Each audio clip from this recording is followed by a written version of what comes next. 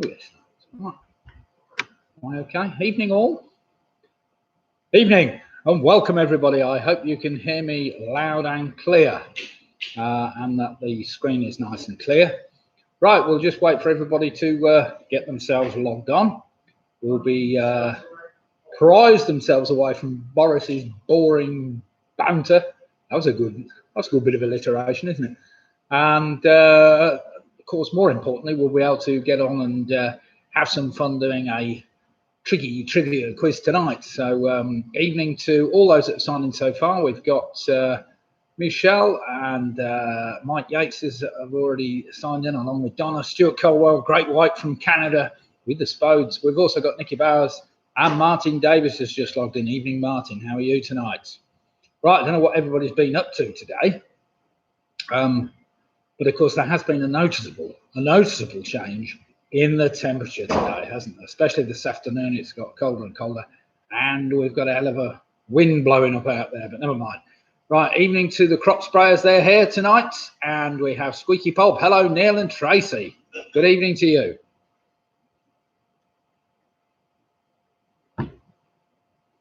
As I said, of course, the weather has taken a real turn for the worse today, which is a shame, because we've had a glorious April, really one of the best on record.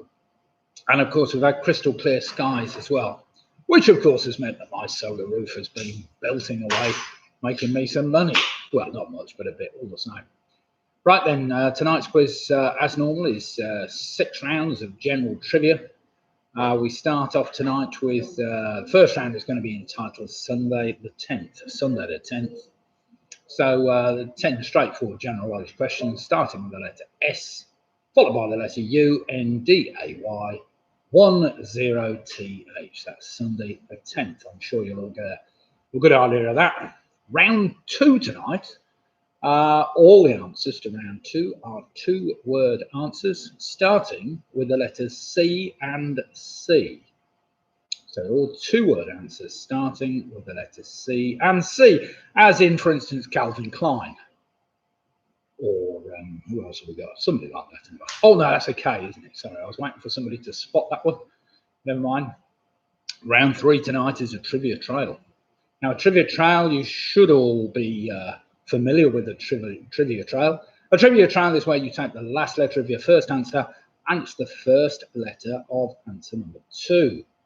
And the last letter of answer number 2 is the first letter of number 3, all the way down to number 10.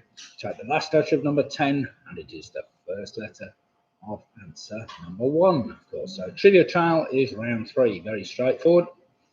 Round 4, you're going to like this one. Round 4 tonight is called Rhyming Currencies. Rhyming Currencies. We've got 10 general knowledge questions, where half a point for the answer, plus half a point for the currency, worldwide currency that it rhymes with. So the answer has got to rhyme with a currency somewhere around the world. Hi, Diane. Nice to see you. Logged in. Nice, Chris Speak. You've just logged in. Good evening to you. Carol Jackson's just logged in. Evening, Carol. Harry Cage. Hi, Harry, Julian, Ian. They're all ready to go. And Jackie Skip is here. Hi, Jackie. How are you and the gang tonight? You're only half the team here at the moment, but never mind. You'll all be logged in soon, I'm sure. Right, tonight we're going to start at 2015, which is quarter past, as I always do. I did ask the question whether people wanted to start a little later, but it came back that it didn't really matter, I don't think. It's not as if there's many pressing issues, but never mind. Right, we've got Ian Townsend and the Foreskins have just logged in. We've got Chris Pickard's just logged in, and Jenny Coulson, our friends from Norwich, have just logged in. So evening to you. Lincoln, not Norwich, Lincoln. Sorry, Jen. Andrew Lewis has just logged in. Nice to see you, Andrew. Let's see whether you can beat. We're in rugby and on atomic lockdown. Delish, excellent. Nice to see that. Well, after Boris's great speech tonight to the nation, which I'm sure you all watched, we've had 1 or 2 suggestions of a possible new beer name, because I'll be brewing next week, I hope. So we'll have some new atomic beer next week. Well, possibly.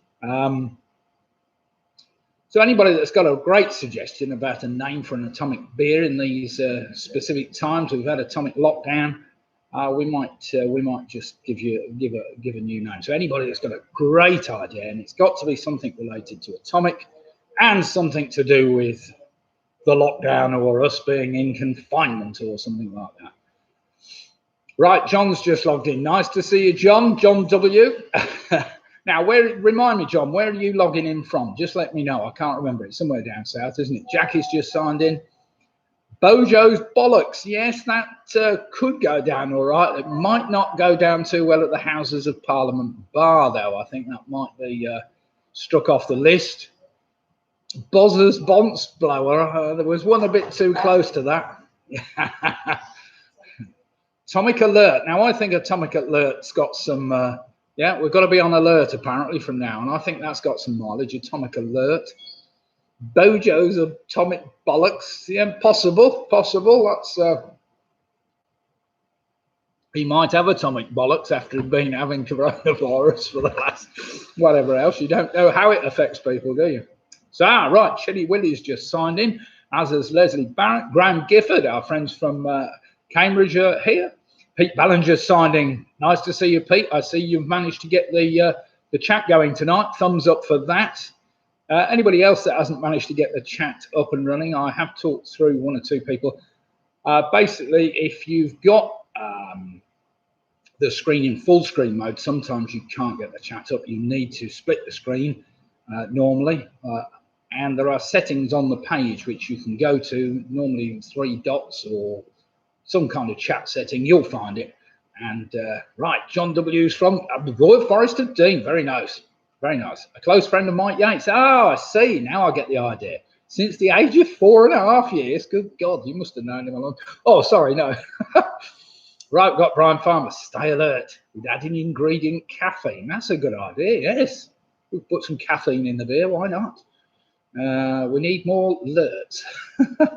Right, I'm alert. Right, okay, everybody's alert. Right, good. Right, let me just run through those rounds again for all those that protect and survive. Protect and survive. Yeah, maybe not very atomic-y that really, but never mind. Right, we've got 68 teams at the moment logged in. Just waiting for everybody else to log on. I'll waffle on for the next 15, well, not 15, 8 minutes before we start. John O'Rourke and the famous 5 have just logged in. John, have you got the whole team with you, or are you all Zooming to each other, or do you connect with another means of communication? I don't know. Be nice to see we've got Nicky Bowers. Batboy55. Yeah, that sounds quite catchy. Brian Clough, Ian Bates. This is H. Oh, nice to see you, H. Oh dear, message has been retracted. What have you said, Martin? I hope you weren't being rude. Ruth Foster, Spoon and Fish with the Greys joining in. Excellent. Good to see you, Ruth and the gang. See whether you can win. We've got Kevin Kiernan just logged in from the Rugby Rotary Club. John's connected via video messenger. Excellent. I will try and go a little bit slower throughout the rounds tonight. I've been accused of perhaps talking a little fast. 1 or 2 people, of course, are something like 20 seconds behind possibly the feed. And I know that teams find it difficult if they're trying to watch the live feed in different locations. They're receiving, obviously, the questions at different times, which in turn makes it really awkward, if that makes any sense. One thing you could do, of course, as I have found with 1 or 2 people, I know I think the other night from Brighton, he'd logged in, found he was nearly half a minute behind his friend. But by logging out and logging back in, sometimes you can bring the stream bang up to speed again. So that's a possible way. Just log out and log back in again. That's if we'll let you in again, of course. Right, Greg Pugh and the 4 pews. They've checked in. Nice to see Greg. What do we call them? What's the proper team name then, Greg? Is it just called the Pew? There were 4 pews. That sounds all right. Split the Difference are in. They just joined the fray. Now, what else did Boris say tonight? So what's the chances of the pub trade getting back up and running? Well, now it seemed a bit remote to me, didn't it? Boris seemed more important, clearly, on saving people's lives, which is fine. But he didn't really have any idea about what he was going to do, did he? And no great plan, I didn't think. He kept going on about a road map. I don't know what road map he was using, but I've got every ordnance survey map in the United Kingdom, and he could probably do with one or two of those. Never mind. Right, Jill Pew's here. Hi, Jill and Steve. Nice to see you. Two more pews in from Cambridge. Right, we've now got Helen and Steve Valentine have just signed in. Nice to see you two tonight. Anthony Ridgway. We've got the Ridgways in signing in from Welton, I believe, and hope all is well there. Let's see, Anthony, whether you can keep the tradition of a good top 10 position somewhere, as you did last week and the time before.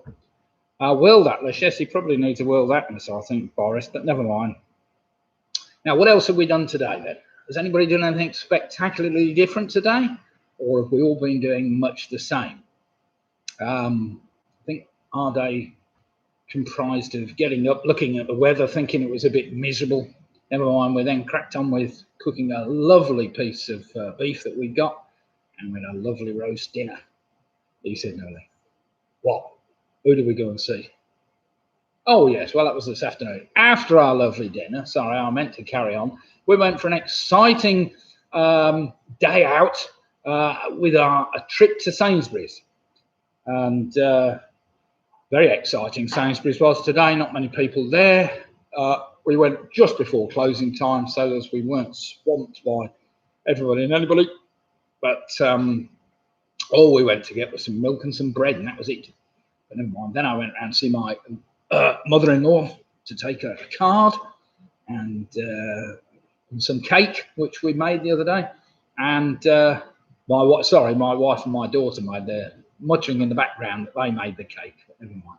Right, we've now got Kate and Dave Farmer have just checked in. Nice to see you. Have you got any more farmers checked in with Kate and Dave? The farmer team, it says the farmer team. And we've got Mark. Nice to see you, Mark. Mark from Norwich again. Now, what's he accompanied by tonight? Witchwood's Hobgoblin. £1 and 9p from Aldi. That's not bad at all. What size bottle was that, Mark? Is that a 600 or, sorry, it'd be a 500 and something millilitre, wouldn't it? The Hawkins family have signed in. Is Tim on tonight? I don't know. He might be. Pick and Mix have just joined the frame. Nice to see Pick and Mix. Nice to see you're here. Your input will be very important, as always. Right, then we've got just a few more minutes and then we'll get live with the quiz. Now, remember, I'll just quickly go through the rounds tonight. I trust you've all got a reasonably good feed. Round one tonight, if you'd get your pens out and paper, as I've always done in previous 12 quizzes I've done since this lockdown's been going. This is quiz number 13, just in case you're asking. It's Sunday the 10th. So you take the letters S-U-N-D-A-Y, 10TH, and you will spell out Sunday the 10th. Each of the first 10 answers will start with one of those letters in that order. Round number 2 is the CC round, where all the answers are 2-word answers beginning with the letters C and C. Okay? Callum Wright, can you give a shout out to Molly Avery Thompson from the Norfolk Arms, first timer? Nice to see the Norfolk Arms. I hope all is well with you. Nice to see you, Callum. And nice to see you, Molly Thompson from Norfolk. Great to see you in there. We've also got Alex Brown, who's just joined in, the Browns. And Paula Lewis with the Quizzy Rascals are logged in. Right, we're nearly ready to go. Just another minute. Round number 3 tonight is a trivia trail. Round number 4 tonight is called Rhyming Currency. That's an interesting round where basically there are 10 general knowledge questions. You answer the question for half a point, and then you give me a rhyming currency from one of the world's currencies. Like, for instance, it might be, the answer might be fart and Bart. Does that make any sense? Bart obviously being the Thai currency, I think, if I recall. I was only there a few weeks back. I've forgotten already, but never mind.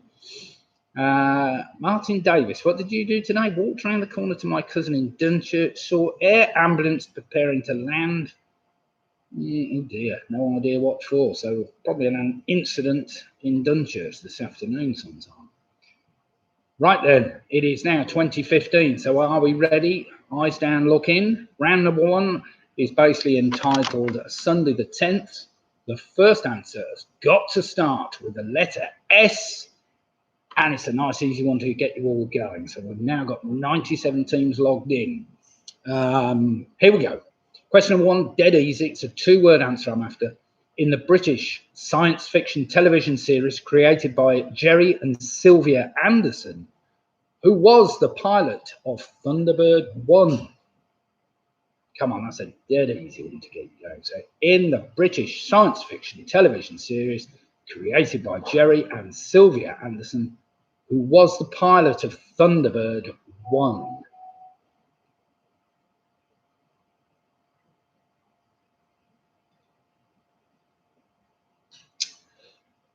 Hello, Robert Grinnigan. Nice to see you're in as well. Just joined the fray. Remember, all the questions my daughter will put up on the right-hand side in the chat column. So if you are running behind or can't keep up with the quiz, hopefully they will be on the right-hand side. Right, question number two, if you've got the idea of this round, this one starts with the letter U, as in the second word of Sunday. Question number two, what is the brand name of a company based in Houston, Texas, depicting an image of an elderly African man dressed in a bow tie? Its rice was the top-selling brand in the United States from the 1950s until the 1990s. That's a two-word answer as well. So we've got Great White from Canada linked in with the Spodes from Chepstow. Excellent. So question number two again. What is the brand name of a company based in Houston in Texas, depicting an image of an elderly African-American man dressed in a bow tie? Its rice was the top-selling brand in the United States from 1950 until the 1990s.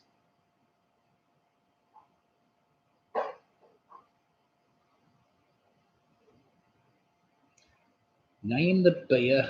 What's that? Bozzers boson splitter. That sounds good. I like alliteration. It works well. Maybe Bozzers boson buster. Maybe that's too technical though. I don't know. Question number three. This has got to start with the letter N. N. Letter N. This is more than a one-word answer. This is for those people that think it's a saga quiz. Billie Eilish had a #1 hit in the UK charts back in February, with which soon-to-be-released... that's not quite right. With a song, the main theme to a major film, which was due to be released in November 2020. So I need the name of the song. I've got that wrong, Reach. Just another second. Which it's not soon to be released. It's which song? Sorry. Yes. Sorry, I'm just having a technical issue here. That's it. You correct it as I go. Well done, Lydia. That's why I have a corrector as I go. Right, so question number three again. Billie Eilish. Remember, this has got to start with the letter N. Billie Eilish had a #1 hit in the UK charts back in February with which song?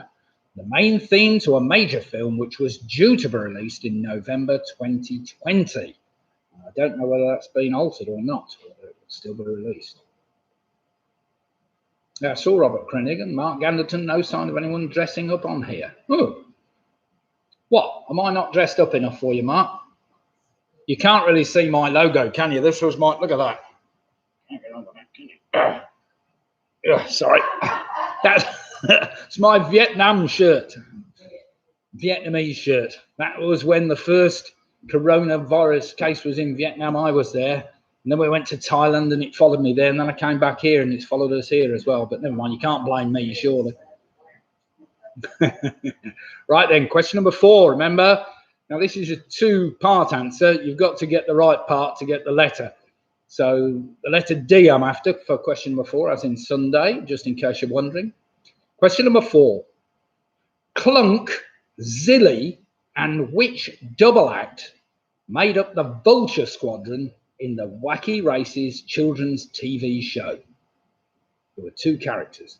So Clunk, Zilly, and which double act made up the Vulture Squadron in the Wacky Races children's TV show? All those that can remember that. What a great show it was. Probably be banned today for being too, I don't know, not correct. Let's put it like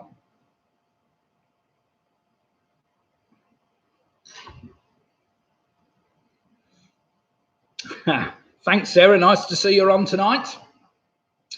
It wasn't bargain basement. This was made specially for me, Mark. Well, it wasn't actually made specially for me, but it was a proper tailored silk shirt, which is very nice. Right then, question number 5. This has got to start with the letter A. What was the title of Elvis Presley's first ever British #1 hit single? 3-word answer. So what was the title of Elvis Presley's first ever British #1 hit single? Leslie, if you've got buffering problems, do try just disconnecting and reconnecting. See whether that will help. It may do, it may not do. You could just try refreshing the page. Doesn't always work.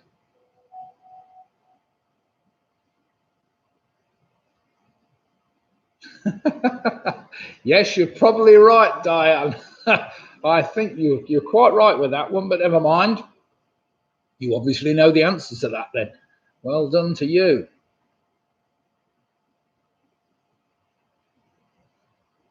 Question number 6. Nice, easy one. What prestigious item is called the Maillot Jaune in the Tour de France? So what prestigious item is called the Maillot Jaune in the Tour de France? That's a 2-word answer. Starting, of course, with the letter Y, which makes it easy.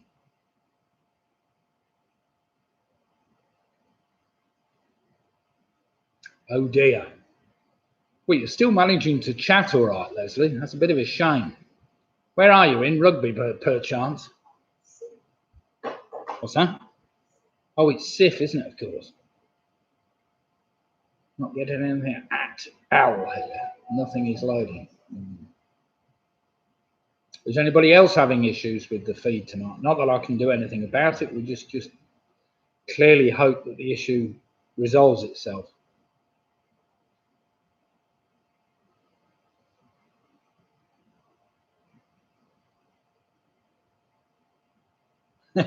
Callum Wright, Molly's Mavericks absolutely smashing this quiz. Well, we'll see how you get on by the end. Right, question number 7. Remember, this has got to start with a number 1. What is the number of the motorway that links the M1 at Rotherham to the M62 near Goole? So what is the number of the motorway that links the M1 at Rotherham to the M62 near Goole? Yeah, I think most people seem to have a decent feed.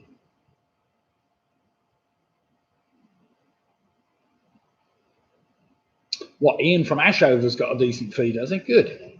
Fair play to him.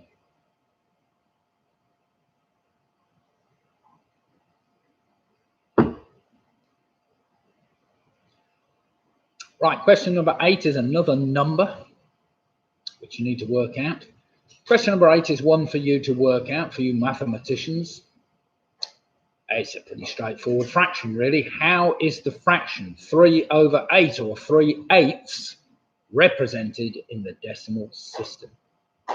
So how is the fraction 3/8 or 3/8 represented in the decimal system? What's that? Christopher Mead's new computer? Have you? Oh, I see. Ian's got a new computer. I don't believe he's got a new computer. Probably got he's probably got a good old cast-off or something. Or have you, Ian, well, ask him. We'll see. Ian Wilson, have you got a brand new computer? I can't believe that. Why not? It's the time to invest in them, I suppose.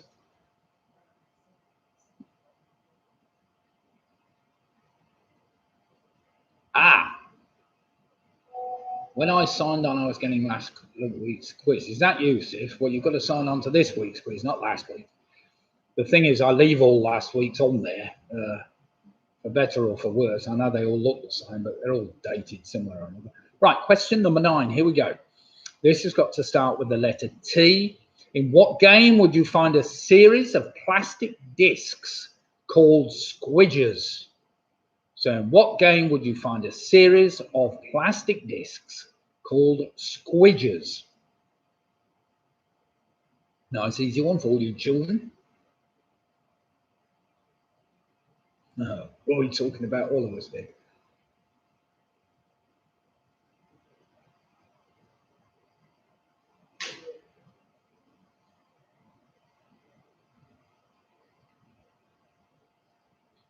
He has got a brand new one, hasn't he? Excellent. Fair play to you, Ian. Brand new computer. That's what most people need, I expect. And finally, question 10. This has got to start with the letter H. Which Carthaginian general led his army across the Alps with a contingent of elephants? Come on, that's not particularly tricky. So which Carthaginian general led his army across the Alps with a contingent of elephants? Right, that's the end of round 1. I will give you a couple of minutes between rounds because I've had, as I say, 1 or 2 people, especially with the ones you've got to work out, find it a bit tricky. So if you want to go and get yourself a beer or something, I've got mine, thankfully, handy.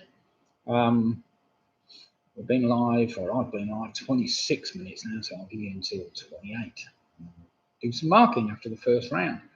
I think we should have some 10 out of 10s there. It wasn't particularly tricky. There's only possibly a couple of tricky ones there, but the rest are fairly straightforward.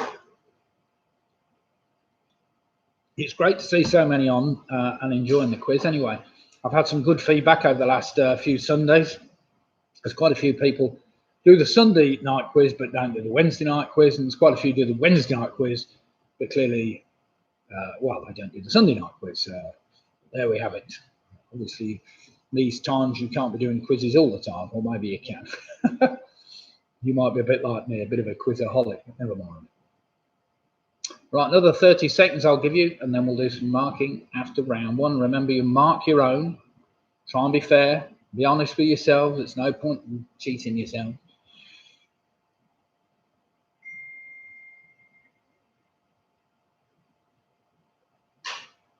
Right then.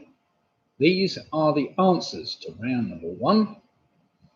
Am I right to proceed, Ange? You got all yours in? Good, right, okay. Talking about something else. Right then, here we go. In the British science fiction television series Thunderbird 1 was piloted by Scott Tracy, of course. Scott Tracy. Number 2, that rice company, better known as Uncle Ben's. Number 3, Billie Eilish. Her number 1 hit single was No Time to Die, which is the new Bond movie due out later in the year. Clunk and Zilly, the other 2 I wanted, made up the Vulture Squadron, were Dick Dastardly and Muttley, of course. Dick Dastardly and Muttley. The first ever Elvis number 1 hit single was All Shook Up. Number 6, that Milo Jaune, I think that's how you say it, is the yellow jersey, of course. Number 7, it's the M18 I wanted that connects Rotherham to Goole. Number 8, 3 8s is represented in the decimal symbol as 0.375. Number 9, in the game, in what game would you find a series of plastic discs called squidges? That's in Tiddlywinks, of course, for all you big kids. And finally, number 10, the Carthaginian general I wanted was, of course, Hannibal. Hannibal, so well done if you got those. Right then. Round number 2 tonight is a dead easy round. They're all 2-word answers, at least I think they are. I will just check that just to make sure. They've got to be. Yes. They're all 2-word answers. Right, wait a minute. Let's have some scores in. Sorry, everybody. Let's have some scores. So I've got Sarah with a 10. So I've got the friends straight off the mark. We've got the flange greasers. I like that. Flange greasers. I used to be a flange greaser at one time. That's 10 out of 10. Stuart's with a 9. Michelle with a 9. Famous 5 with 10. Jennifer Graham with a 10. Split the difference with a 10. Grant Gifford with a 10. Kevin Kane with a 10. Spoon Fisher the Greys on 10. Jackson's with a 9. We've got Anthony Ridgway with a 9. Grey's Opticians with a 10. Nikki Bowers with a 9. Stephen Helen with a 10. Oh, sorry, another 9. Oh, God. It's going off the page, sorry. But suffice to say, we've got some great scores there. Brian Farmer with a 10. Chris Speak with a 10. Keith Davis with a 10. Crops with a 10. We've got Andrew Lewis with a 9. Leslie Barrett, Sif with a 7. Footy Fox 86 with a 9. Well played, you. Callum Wright with an 8. We've got Don Quixote with a 9. We've dropped a point on the first round. That's a bit disappointing for them. The Browns with a 9. Mark Gannonton with a 9. Very good. What's this, Jill? Jill Pugh with a 6.5. Oh dear. What happened that round? Presumably you didn't know Dick Dastardly. Never mind, we've got Pick and Mix with a 10. We've got the Foreskins with a 9. We've got the Cunning Linguist with a 9. Well done them. We've got Jackie Skip with 8.5. Greg Pugh with a 10. We've got John with a 6. Squeaky Bob with a 9. And so on and so forth. We've got the Quizzy Rascals with a 10. Right then, here we go. Round number 2, C. 2-word answers, all starting C and C. So it's pretty straightforward, as in Kansas City or Calvin Klein. Now I know they start with a K, but never mind. So we're after C and C. So question number 1, pretty straightforward. First played for in India in 1879. What is the trophy awarded to the winner of the rugby match between the national sides of England and Scotland? So first played for or contested in India in 1879. What is the trophy awarded to the winner of the rugby match between the national sides of England and Scotland? Remember, it's a 2-word answer, both the words begin with the letter C.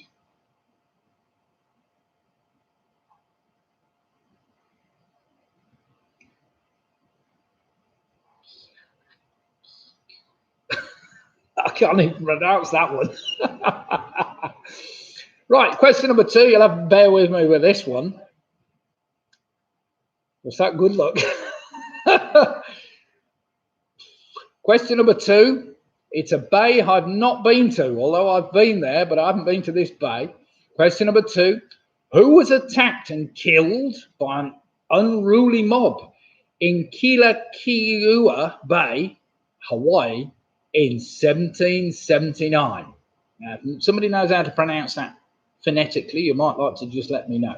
So who was attacked and killed by an unruly mob in Kealakeua Bay, Hawaii, in 1779? Now, wait a minute, Chile, will you had 10, now you've got 9. What happened there then? Have you deducted yourself a point or something?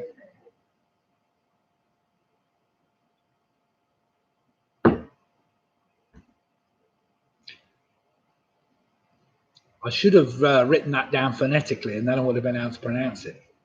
It's the only way of doing it properly. Question number 3 for all you football fans. Greg Pugh will get this one, as will Keith Abbas and the gang. In 2012, who took over as Wales national team manager after the death of Gary Speed and led Wales to the 2016 Euros?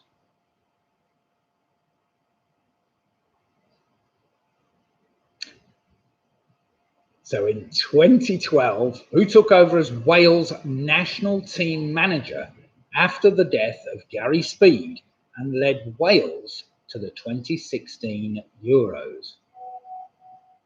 Judith Chalmers. Are you comparing me with Judith Chalmers, Chili Willy?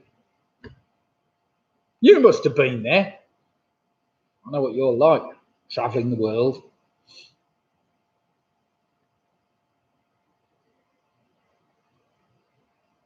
Question number 4 is a lot more straightforward. Question number 4, born in 1910, who was an English engineer, best known as the inventor of the hovercraft? So born in 1910, who was an English engineer, best known as the inventor of the hovercraft. Nice one, Alex. I like to see that. Terrible manager. Oh dear.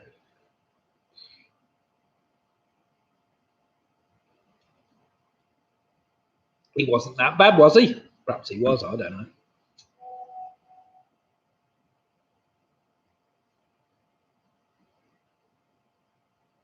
I think managerial success in football is a very thin piece of ice, if you know what I mean. You can be a hero one minute and a villain another. It's a job I wouldn't want, that's for sure. Right then, question number 5. Remember, again, C. Oh, it kind of gives this one. This one gives itself away, actually. 2 words beginning C and C. What metric measurement is approximately equal to 1/16 of a cubic inch? And if that isn't a giveaway, then nothing is. So question number 5, what metric measurement is approximately equal to 1/16 of a cubic inch? Great White 8. Oh, sorry, yeah. Is that a score from, that must be a score from round number 1. I hope your internet is faster than that. I hope that's not just coming in and you're still on round 1, but never mind. It's great to see people from Canada joining in the quiz, as it is from all you folks around the country. We've got people from down south, north, east and west.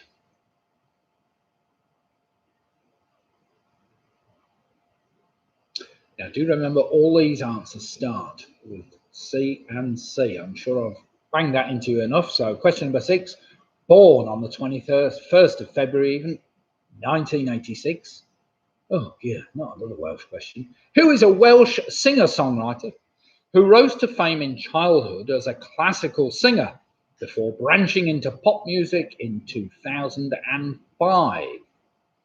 So born on the 21st of February, 1986, who is a Welsh singer-songwriter who rose to fame in childhood as a classical singer before branching into pop music in 2005. Come on, I'm sure you've all got that one.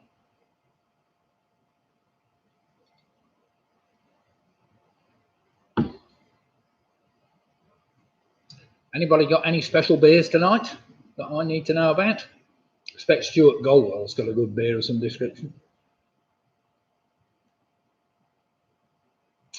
Right, question number 7.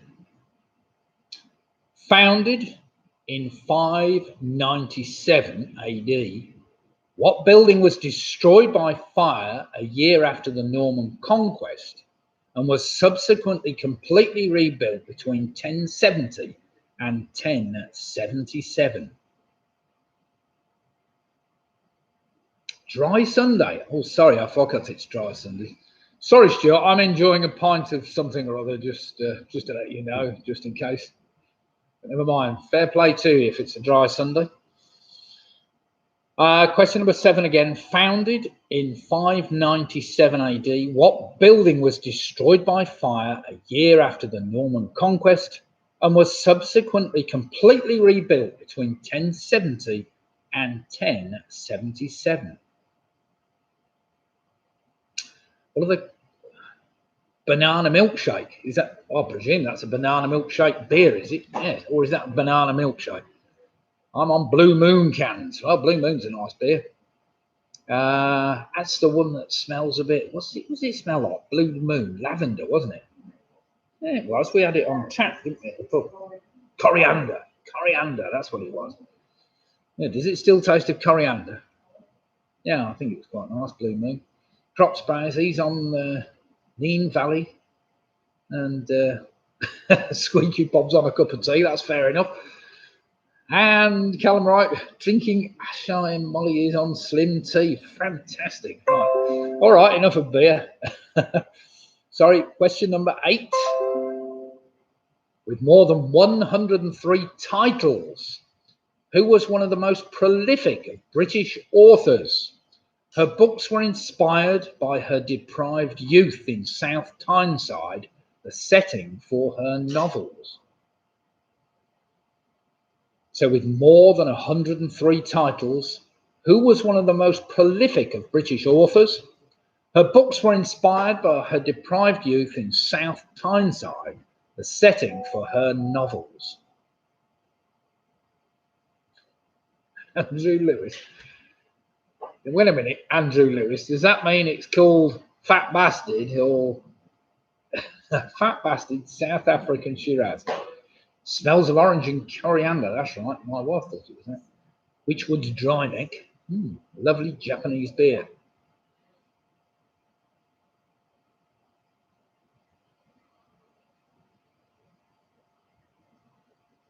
Question number 9 is a little trickier. Question number 9, listen carefully. There is a clue in there somewhere, but never mind. What is the name of a hook-shaped peninsula on the US state of Massachusetts? It is close to where the Pilgrim Fathers established the settlement of Plymouth. So what is the name of a hook-shaped peninsula of the US state of Massachusetts? It is close to where the Pilgrim Fathers established the settlement of Plymouth.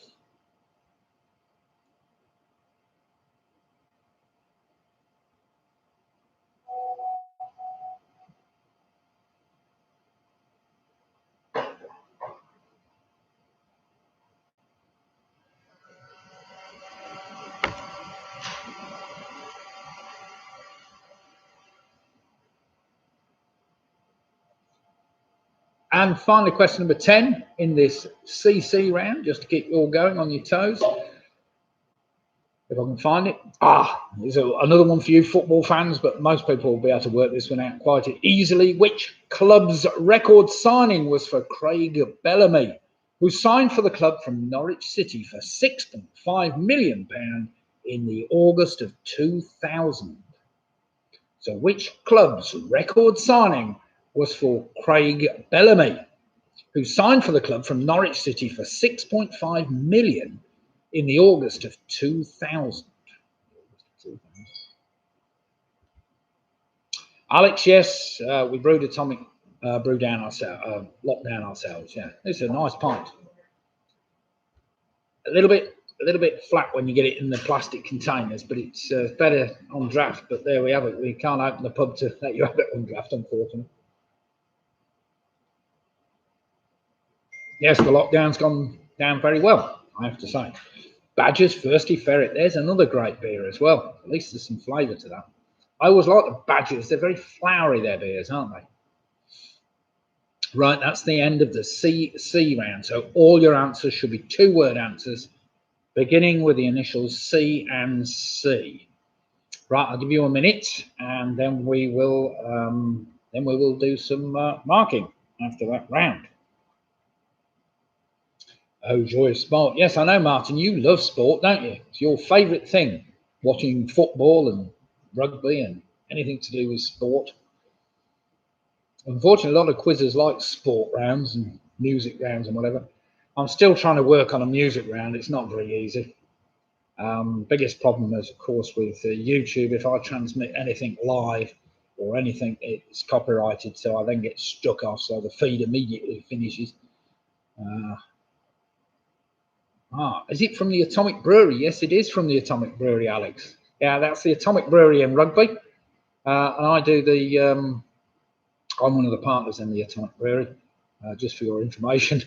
And yeah, we brew it ourselves and we sell it in our 2 pubs in Rugby generally. It does get around the country a little bit, Atomic Beers, but not too far, because we only tend to do swaps with other like-minded breweries. Right then, let's go through some answers for the CC round, which is pretty straightforward. We started off, here we go. First played in India in 1879. They played for what was better known as the Calcutta Cup. The Calcutta Cup. I think the cup itself was made out of melted down rupees at the time or something like that, but never mind. Who was attacked and killed by an unruly mob in that unpronounceable bay in Hawaii? It was Captain Cook, of course. It was killed in Hawaii. Question number 3. The Wales international team manager after the death of Gary Speed was Chris Coleman. Chris Coleman, well done if you got that. Number 4, of course, was Christopher Cockerell, the inventor of the hovercraft. Number 5, I gave it away. CC, of course, is cubic centimetre. You didn't need to go very far with that one, did you? Number 6, of course, was Charlotte Church, that Welsh-born singer-songwriter. Number 7, that was a bit tricky. I found it in 597 AD. It was Canterbury Cathedral. Canterbury Cathedral. I'm sure most of you would have worked that out. With more than 103 titles and one of the most prolific of the British authors, I was after Catherine Cookson, who was inspired by her deprived youth. Number 9, that was a bit trickier. I was after, it's called Cape Cod, which is basically a hook-shaped peninsula in the state of Massachusetts. It's called Cape Cod. Not Cape Fear, Cape Cod. Nice, easy one. And finally, number 10, which club's record signing was for Craig Bellamy? Well, that, surprisingly, was Coventry City, of course. Coventry City. Right, let's have some scores in, see how you've done after round number 2, and see how you've done.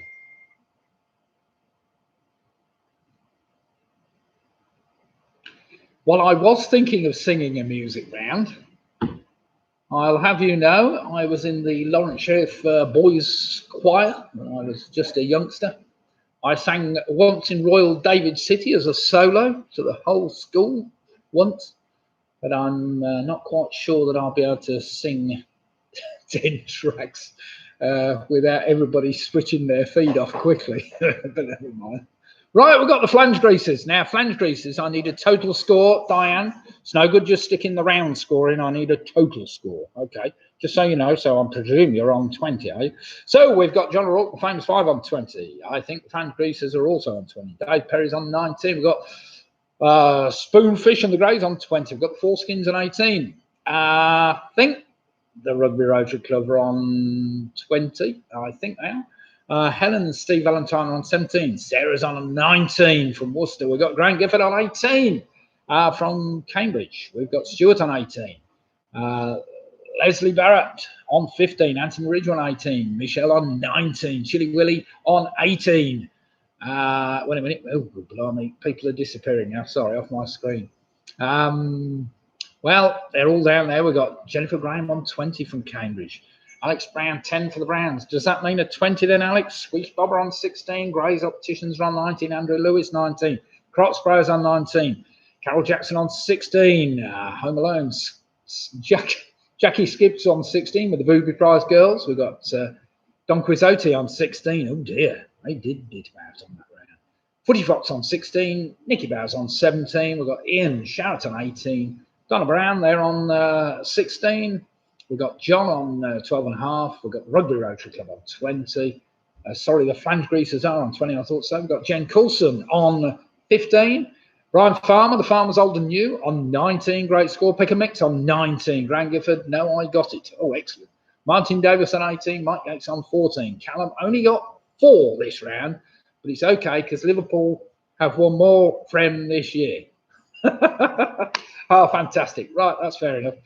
Right then, we've got some late scores coming in. Chris Pickard with a 17, Keith with an 18.5. Right then, next round is called a trivia trial, straightforward trivia trial. Basically, you take the last letter of your first answer is the first letter of number 2. So question number 1, are we ready to go? Are we ready to go? This is question number 1. It's a one-word answer. So question number 1, what was a room or a dedicated building on the grounds of fashionable residences from the 17th to the 19th centuries where fruit trees were protected during the winter months? So what was a room or a dedicated building on the grounds of fashionable residences from the 17th to the 19th centuries where fruit trees were protected during the winter months? And it's not a greenhouse, just in case you were wondering. It's a one-word answer. Catherine Cookson. Was it? All right.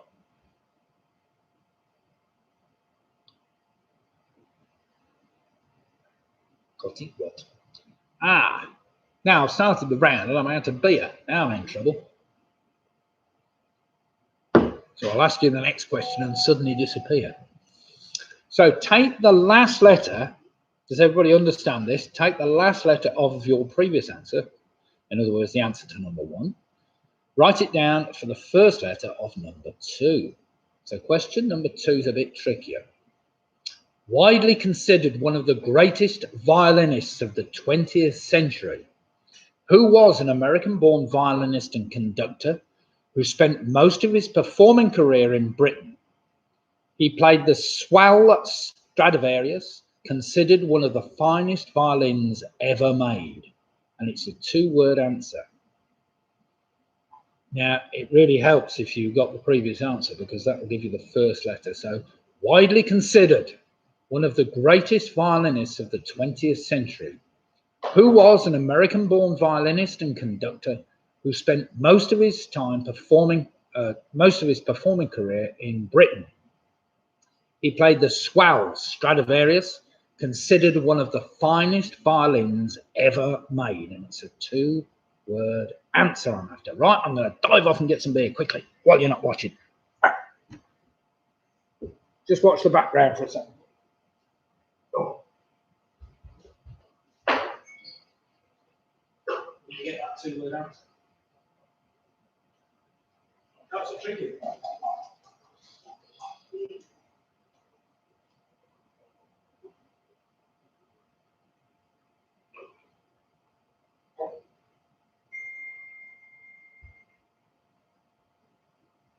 Right, quickly rush back with my Cambridge Beer Festival glass. Right, are we ready for question number 3? Question number 3, I'm sorry I left you looking at a picture there. Probably better than looking at me, but never mind. Question number 3, remember to take the last letter of question number 2. It gives you the first letter of question number 3. What single digit is the atomic number of fluorine, a chemical element with the symbol F that exists as a pale yellow diamatic gas under standard conditions?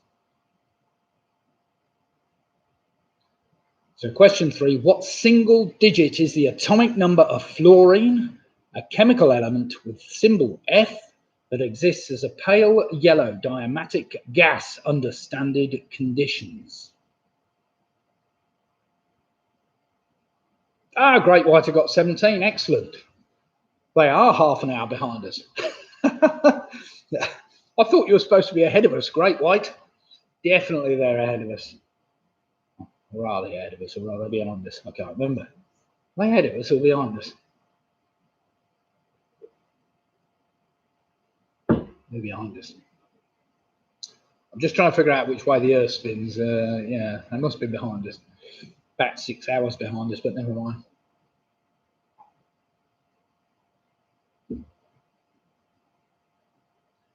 I thought that bit about the Stradivarius might help, Stuart.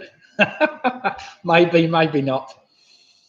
Question number 4, remember to take the last letter of that single digit number and it'll be the first letter of number 4, which is a 2-word answer. So question number 4, which 2-word company was founded in 1946 when husband and wife began producing cosmetics in New York City? In 1964, they introduced Aramis, a line of fragrance and grooming products for men. So which 2-word company was founded in 1946 when husband and wife began producing cosmetics in New York City? In 1964, they introduced Aramis, a line of fragrances and grooming products for men. And I think I'm wearing some tonight. That's if what it... Well, I am. Not that your mother's noticed, obviously, but never mind. Well, obviously not from 1950, whatever. Well, it's still from Aramis, isn't it? Yeah.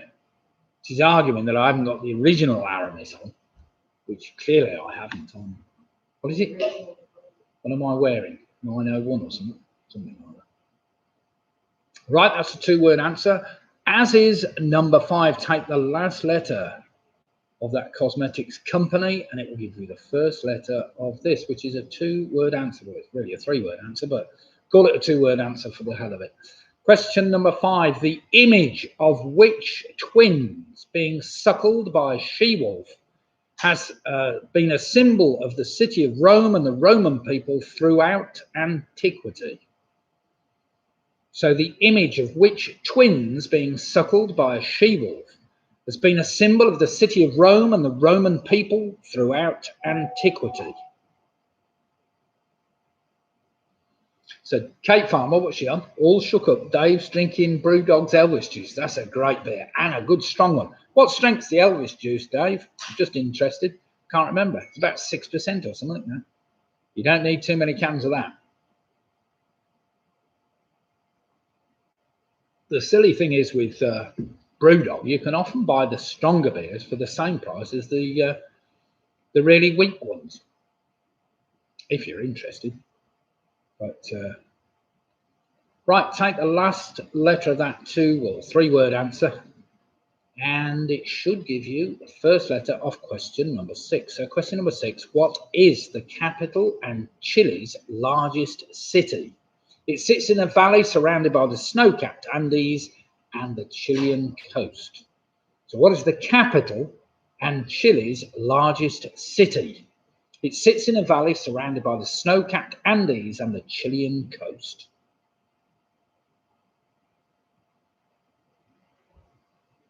So Chris Meads is drinking Trooper.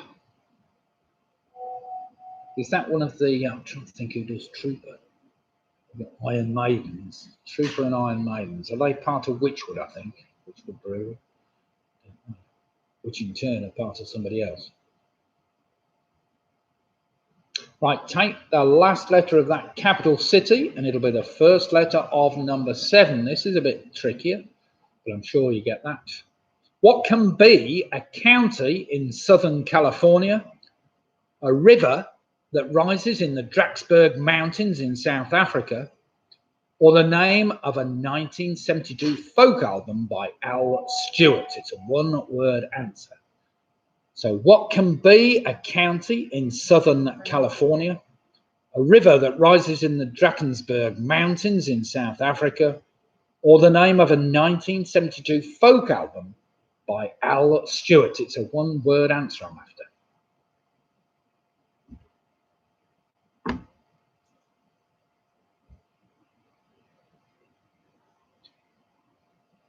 Now, I hope we're all still using our social distancing skills. Boris has told us that R is now below 1. I'm not convinced I know what the hell R is, but I'll probably put it in next week's quiz. It's the rate. Well, that's what I thought it was, the rate of infection. It's the rate of how somebody else can infect somebody else, apparently. I don't know. It was a bit confusing, actually, the R number, but never mind. Right, take the last letter of question number 7, or answer number 7. It's the first letter of question number 8, or answer number 8. Now, for this, I'll give you half a point for each. I need the regnal number of the king as well. So, reigning from 1272 to 1307, which king of England was known as Longshanks and also the Hammer of the Scots? So reigning from 1272 to 1307, which king of England was known as Longshanks and also as the Hammer of the Scots? I just need his name, really, but I need his regnal number for the extra half point. So I'll give you half a point for his name and half a point for the regnal number.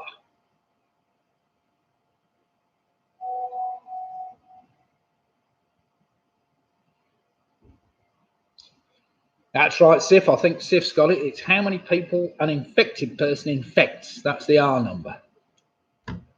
Yes, so if we've got it less than 1. So if it's less than 1, that means if it's less than 1, I can only infect half a person. That doesn't really make a lot of sense, does it? Unless, of course, you're a statistician, in which case it makes an awful lot of sense. Right then. Now then, you don't need to take the number or any, you just need to take the letter of the king, the last letter of that king, and it will give you the first letter of answer to number 9. Here is question number 9. The world's first public railway to use steam locomotives first ran between Stockton and which other market town in County Durham? So the world's first public railway to use steam locomotives first ran between Stockton and which other market town in County Durham? Surely that's not too tricky. That again is a one-word answer.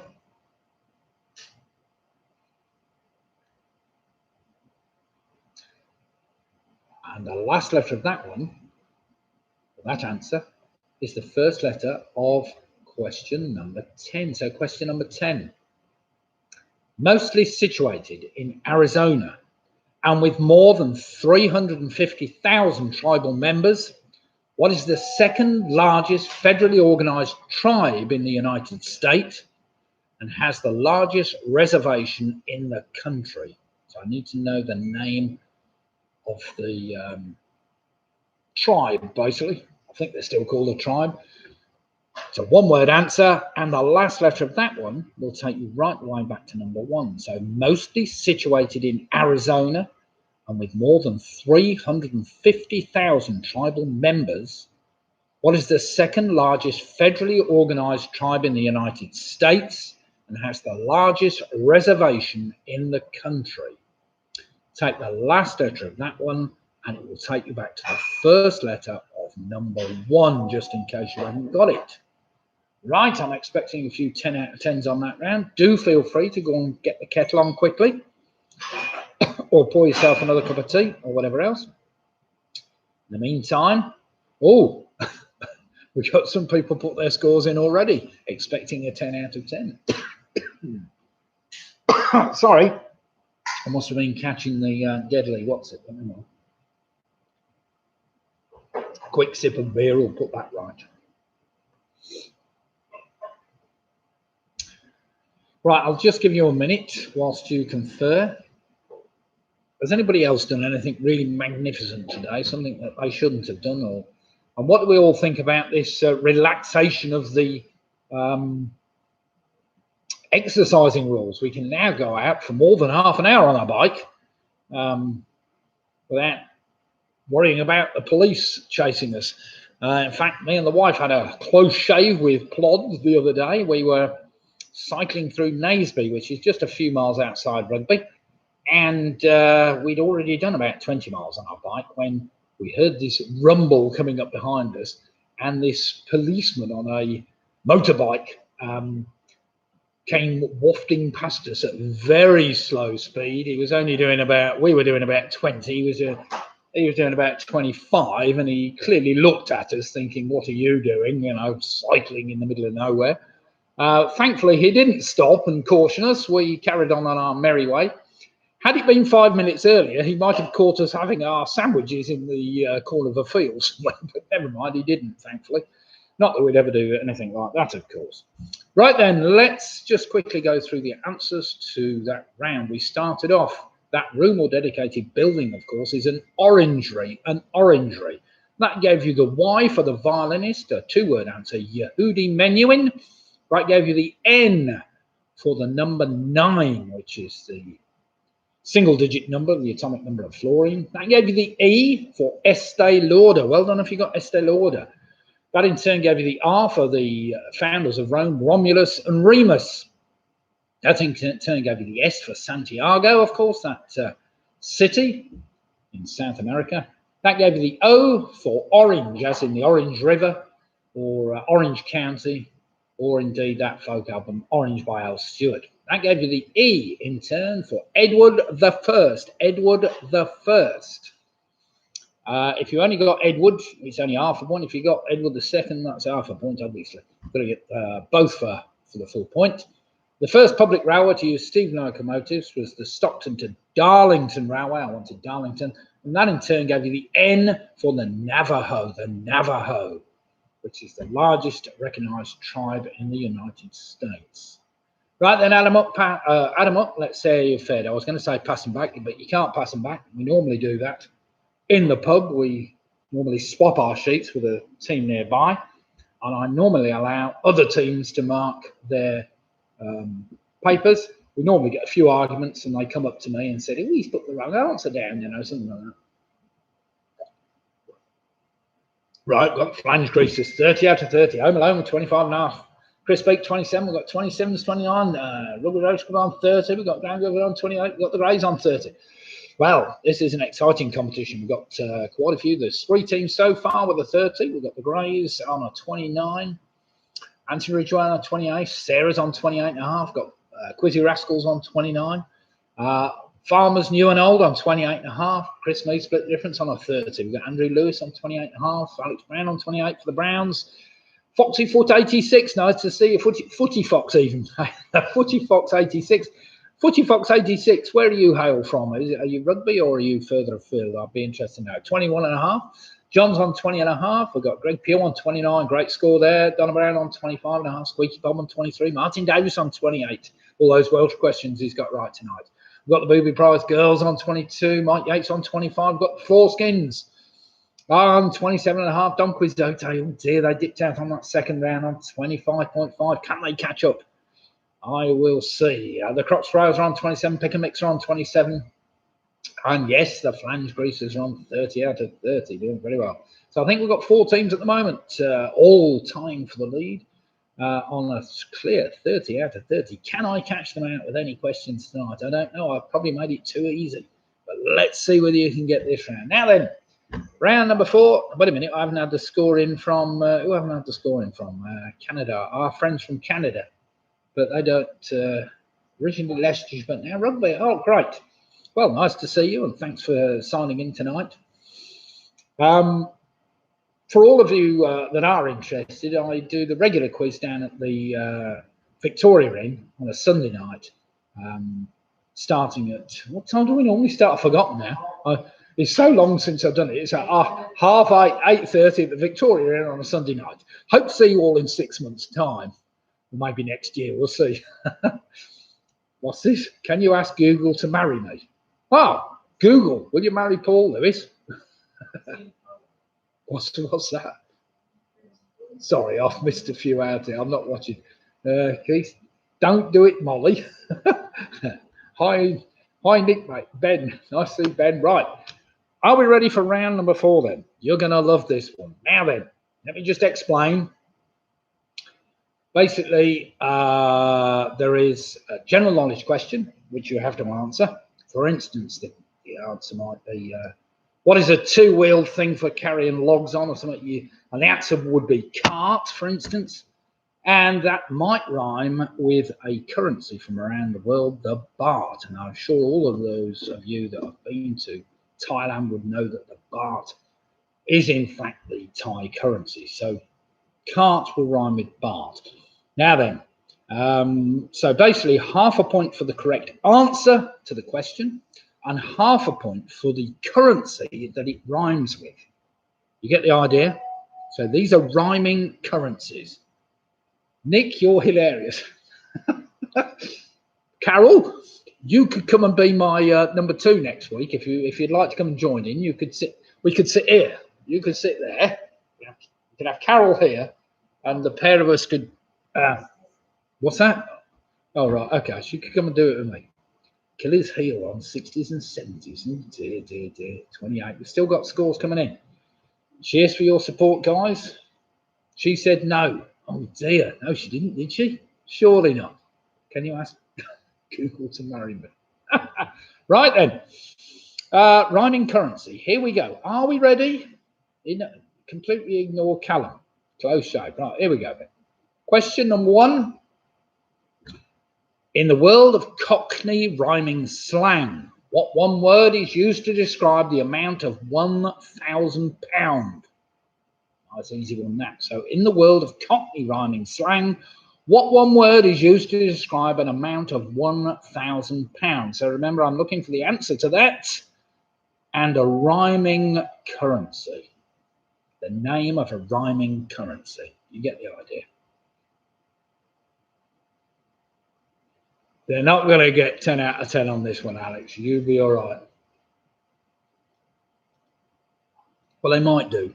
Depends how well travelled you are. And whether you know the 10 general knowledge questions as well. So in the world of Cockney rhyming slang, what one word is used to describe an amount of £1,000? Come on, you know that one. It's dead easy.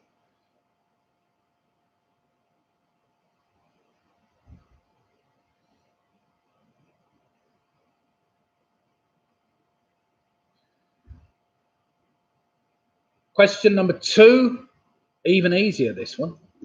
In the world of fashion, what is the part of a shirt, dress, coat or blouse that fastens around or frames the neck? So in the world of fashion, what is the part of a shirt, dress, coat or blouse that fastens around or frames the neck? You might ask, how the hell do I come up with a question like that? Well, it's normally just a definition straight out of Wikipedia or something you'll find. I'm sure if you go on Wikipedia and put the answer down, it'll come up with that. Now, do remember, half a point for the name for the answer, and half a point for the very easy currency that rhymes with that one. Question number 3. This is a little trickier, but not impossible. Question number 3. With a name derived from French, what is a piece of furniture with drawers and a flat table to write upon? So pretty straightforward that. They're a bit old-fashioned these days, but they're still around. With a name derived from French, what is a piece of furniture with drawers and a flat table to write upon? So basically, we're looking for... No, you're right. Edward First doesn't end with a D, you're right. I did say, I'm sure at the time, I didn't want the regional number for the connection, but never mind. Right, I'm looking for a currency, remember, so they just give me the answer to the question, which is a one-word answer I'm after, and that rhymes with a currency. Question number 4. Who was a British racing driver who won the Formula One World Championship in 1976? The film Rush, a 2013 biographical film centered on his rivalry with Niki Lauda. So who was a British racing driver who won the Formula One World Championship in 1976? The film Rush, a 2013 biographical film centered on his rivalry with Niki Lauda. I only need his surname, obviously, for the currency to rhyme with. So the currency rhymes with his surname.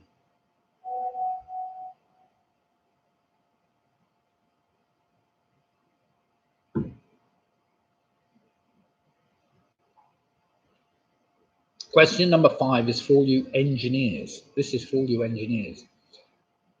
Question number 5. What name is given to a machining process which uses rotary cutters to remove material from a workpiece by feeding the cutter in from different directions? So what name is given to a machining process which uses rotary cutters to remove material from a workpiece by feeding the cutter in from different directions? This is where you need a friend who's an engineer. That's a one-word answer I'm after, and it rhymes with a currency. So that was question number 5. Dead easy one, that.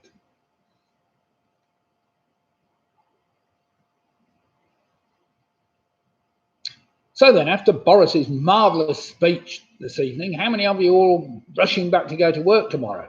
He said that anybody that can no longer work from home, or what did he say? He said something about that, didn't he? What did he say? Oh, yes, unless you have, what was it? Oh, unless you have to, I don't know what he said. It was a bit... Right then, let's get on with question number 6. I can't remember what he said now.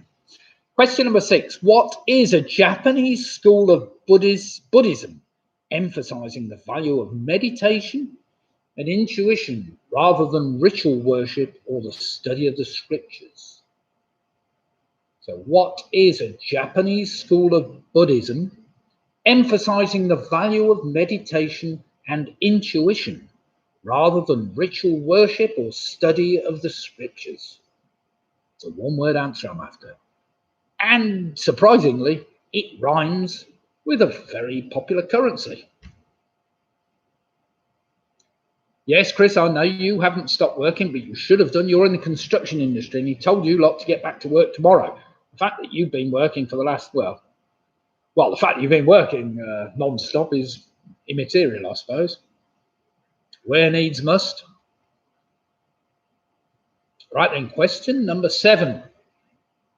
Nice, easy one, this one. Don't get this one wrong. Question number 7. What name is given to a single unit of ammunition and can also mean a time period within a boxing match? I'm sure you'll all get that one right. So what name is given to a single unit of ammunition and can also mean a time period within a boxing match?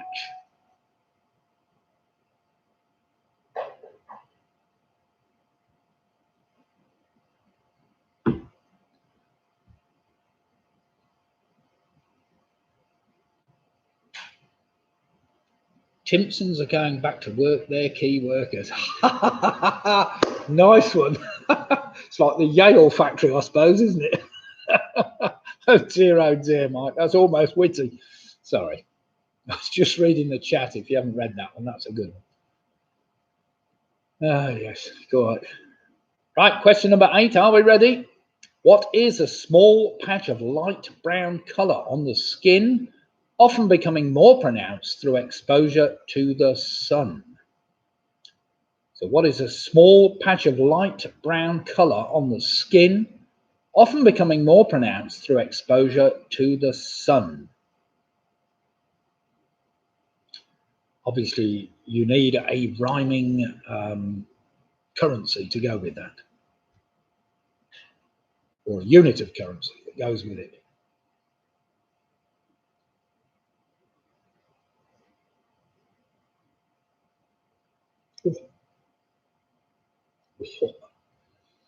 So how many of you had beef today? I had beef for lunch today. First time for a while, but very, very nice. Anybody else have it? I don't know. Bubba tea. Why I go around longest to check on how everyone's doing. So bothering you though. Have a great day or night. Bye. Bye. Nice to see you. Bubba tea. We'll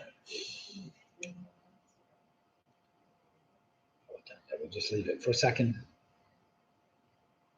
Bots are in town. We'll see whether the bots come up or not.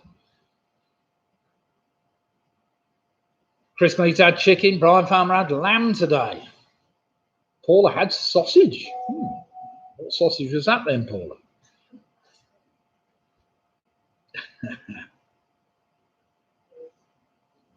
Yeah, that's got to go.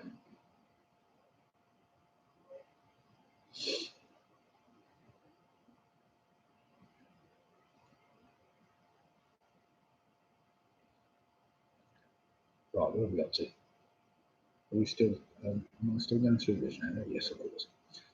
Right then, here we go then. Question number 9. Are we ready with question number 9? What name is given to a person who gives blood or donates organs of the body, normally after death? So what name is given to a person who gives blood or donates organs of the body after death?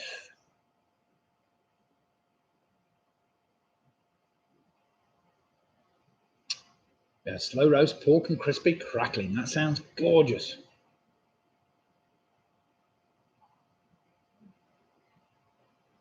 So we've had people with lamb, pork, beef, chicken.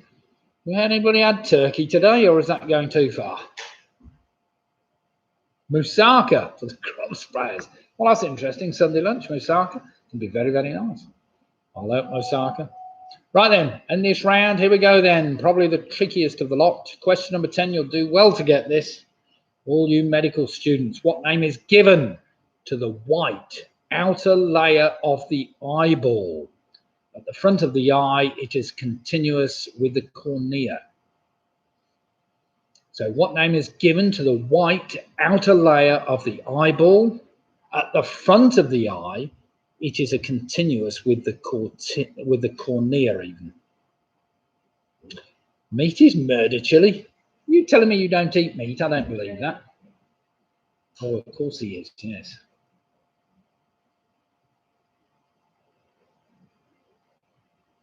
I'm taking him off. Yeah, man. I'm just going through it.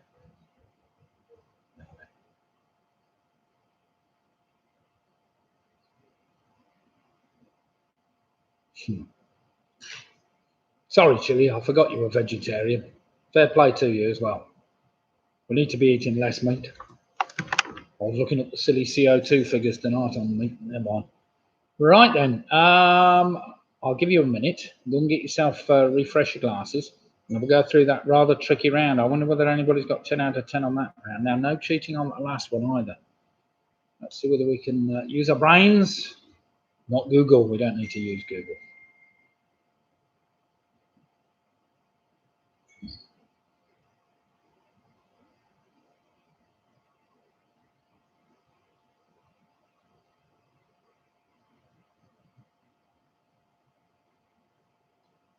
Opticians playing. I'm sure there's a few opticians playing.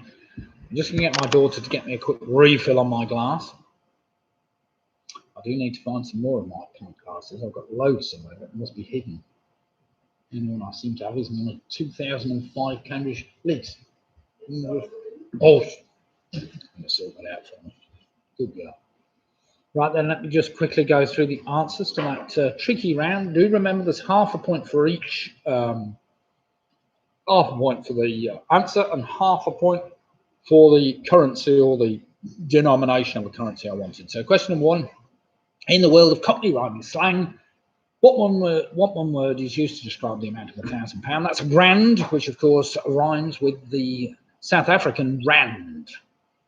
Number two, in the world of fashion, what is part of a shirt, dress coat or blouse? It fastens around the collar or frames the neck. That's a collar, which of course rhymes with the dollar. There's many countries using the dollar. Number three, with a name derived from French, that was a bit trickier. What is a piece of furniture with drawers and a flat table to write upon? That's a bureau, which of course rhymes with the euro. Oh dear. Question number four, who was a British racing driver who won the World Formula One Championship in 1976? That was James Hunt. Of course, his surname rhymes with punt. Yes, don't get that one wrong. It rhymes with the punt from Ireland, of course. Number five, it's an old whatever, yes, okay. Question number five, what name is given to a machining process which uses rotary cutters to remove material? That's called milling, as in a milling machine, and that rhymes with shilling, as in the Austrian shilling. Number six, what is a Japanese school of Buddhism? That's called Zen, Zen Buddhism, which of course rhymes with the yen. Number seven,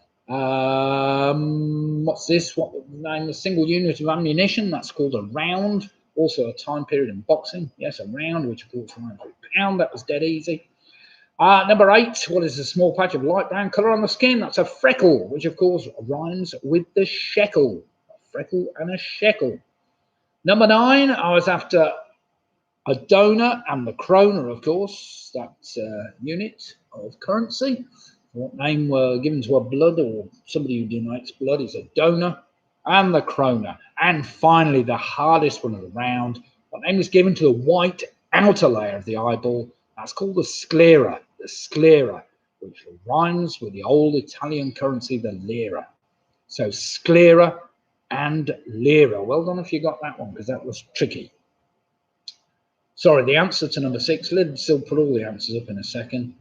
The answer to number six was Zen and yen. Zen Buddhism, and of course the yen, that currency of Japan. Never used it before, but there we go. So we've got some great scores. Dave Perry with a 10 there. Dave, I need your total score, not your round score.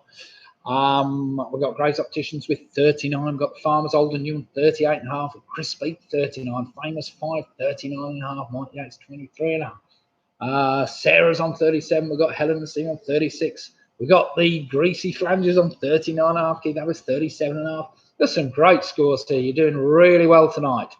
I don't see there's not many points separating many.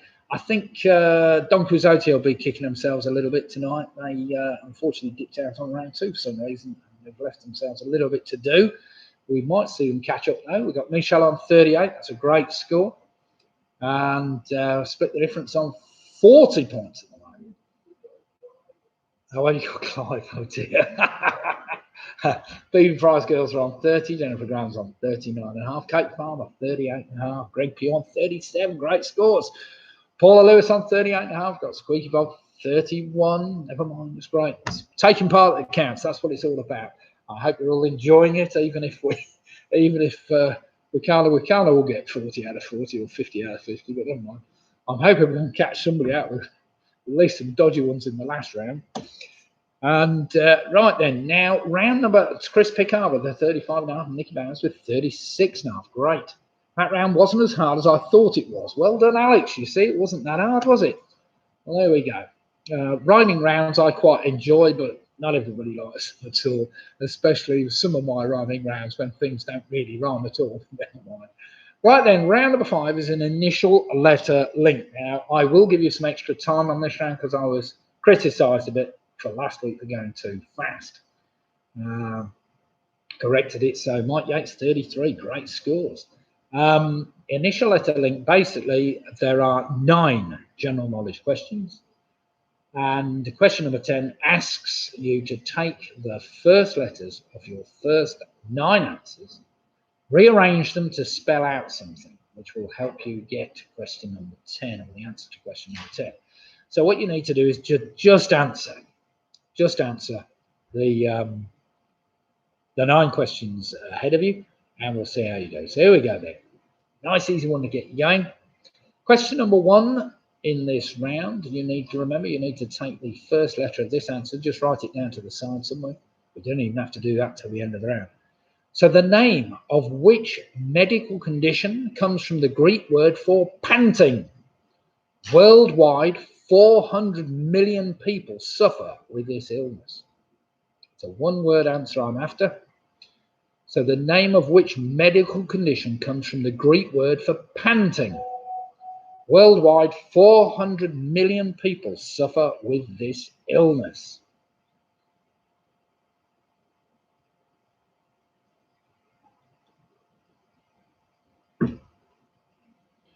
If you enjoy the quizzes and you'd like to take part, it is easy just to subscribe to my YouTube channel, by the way, which is Pewey1957, P-U-G-H-Y 1957, so I can't even pronounce it myself, but never mind.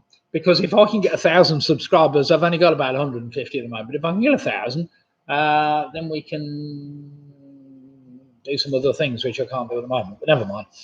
So question number 1 again, with a name with a medical condition, comes from the Greek word for panting. That's a one-word answer. Question number 2.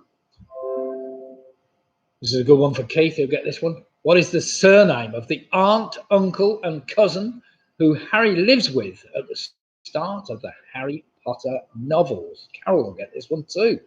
So what is the surname of the aunt, uncle, and cousin who Harry lives with at the start of the Harry Potter novels?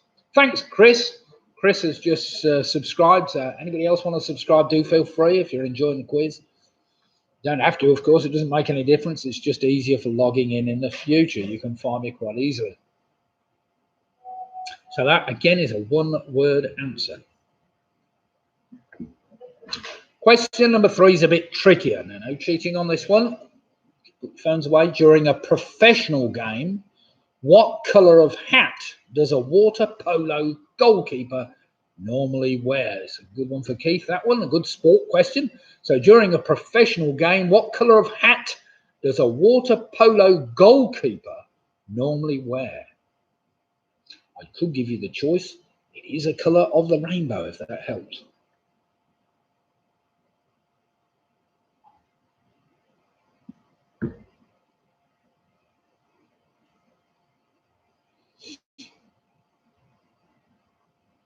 Question number 4 is another sporty question. Yeah, my brother Greg will get this one. So will Keith, I'm sure, and Chris Speak. There's a few good sporty people on this one. As at the start, this is number 4, as at the start of the 2018-19 season, which footballer holds the record for the highest number of assists in the Premier League history, and up until 2014 was the oldest player to score in the Champions League? That's a two-word answer. So as at the start of the 2018-19 season, which footballer holds the record for the highest number of assists in Premier League history, and up until 2014 was the oldest player to have scored in the Champions League? I had to check the facts there because I'd asked that question 2 years ago or 3 years. Obviously, records change, so you can be a bit careful with questions like that. Great White's got their score in 36. Well done, Great White. Have we got a time difference with Canada today for some reason? I don't know. Or is this just obviously you're playing with other people? What is an assist? That's a good question. An assist is where a player plays the ball to the player that scores. So basically, if you cross a ball in and then, for instance, if Ronaldo scores, the guy that passed the ball to him, that's an assist. Does that make any sense? Come on, Graham, you must watch football. I thought you'd like that one, Martin. Never mind, you'll be able to work it out. Question number 5.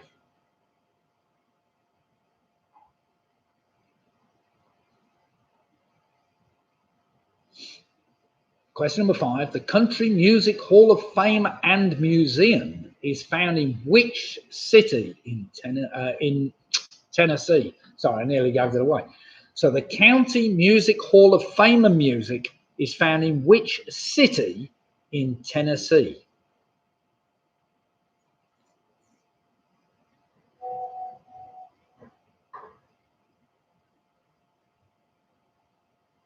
Well done, Alex. That's about what I said, I think. I think that's what an assist is, for those that don't know what an assist is. They never used to have all these statistics in football. It's all to do with America, you know. Question number 6 is an anagram. You might like to write these letters down. So question number 6 is an anagram. Deserting job. Deserting job. That's spelt D-E-S-E-R-T-I-N-G. Deserting job. J-O-B. Is an anagram of which well-known fictional character created by Helen Fielding? It's a 2-word answer.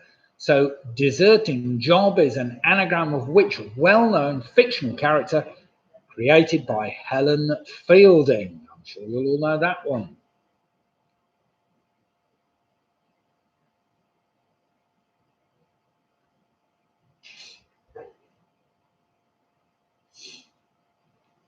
I hope you're all enjoying your beer tonight. Question number 7. With almost 17 million passengers, which European capital city is served by Frederick Chopin Airport? I've not been there, but I wish I had. I know people that have been there recently. So with almost 17 million passengers, I presume that's per annum, which European capital city is served by Frederick Chopin Airport?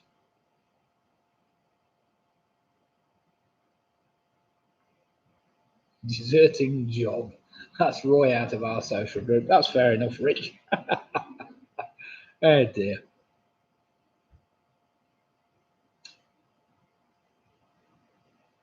Rich, I'm sure you and Keith would have got number 7 straight away.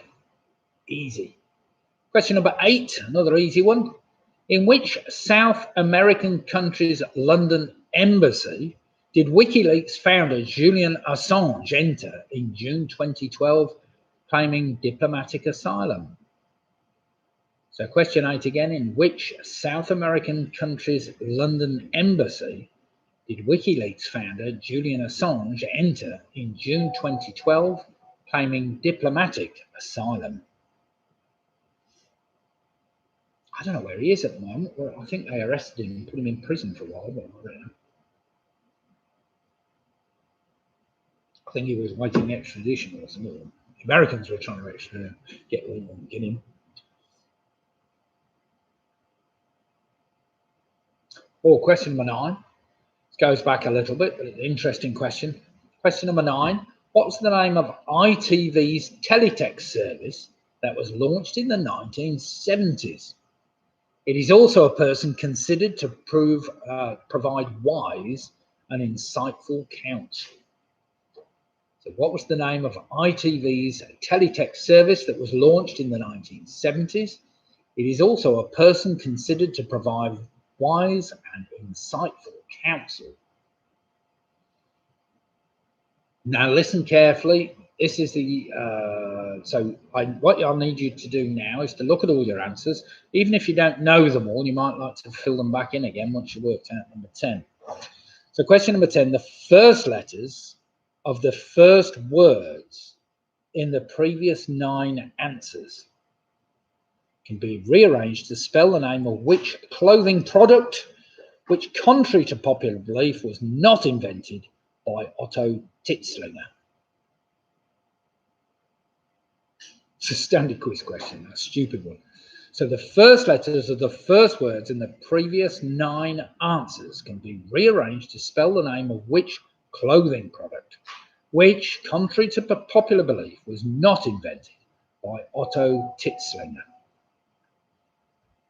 I know, that's a stupid question. So basically, you understand that, do you? You take the first letters of all your answers, should be 9, you rearrange those 9 letters, and it will spell out the answer to question number 10. So it's a clothing product for number 10 I'm after. I'm sure all blokes should get this one quite easily. And I'm not mistaken, I had it in one of my quizzes the other week in a different format.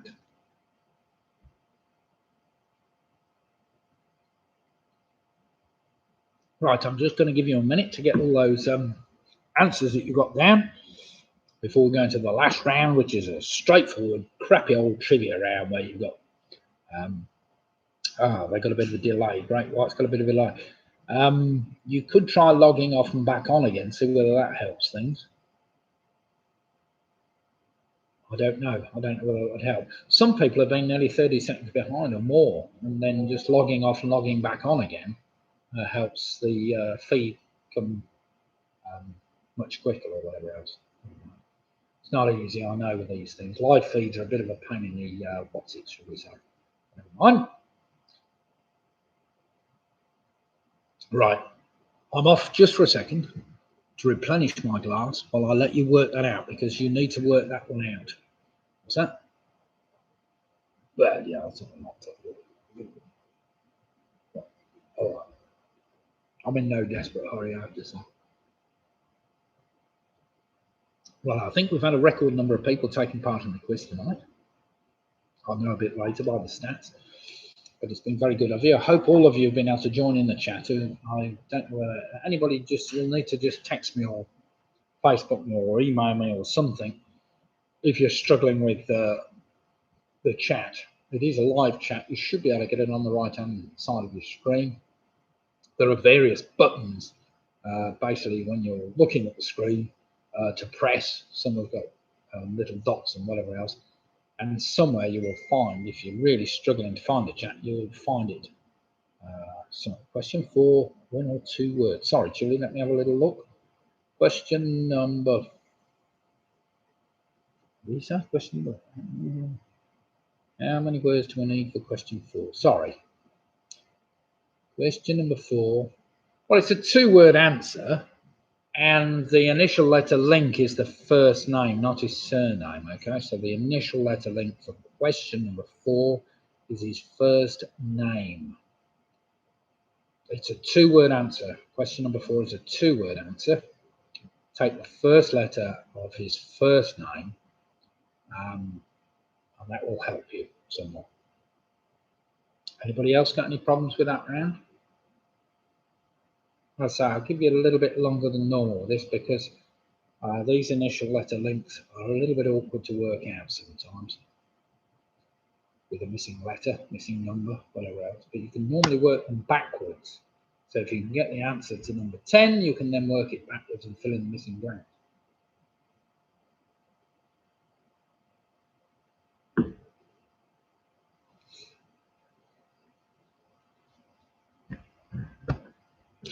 So how is everybody enjoying lockdown or not enjoying lockdown? I mean, it's a very difficult thing, this lockdown malarkey. Some people are actually enjoying it. I've seen people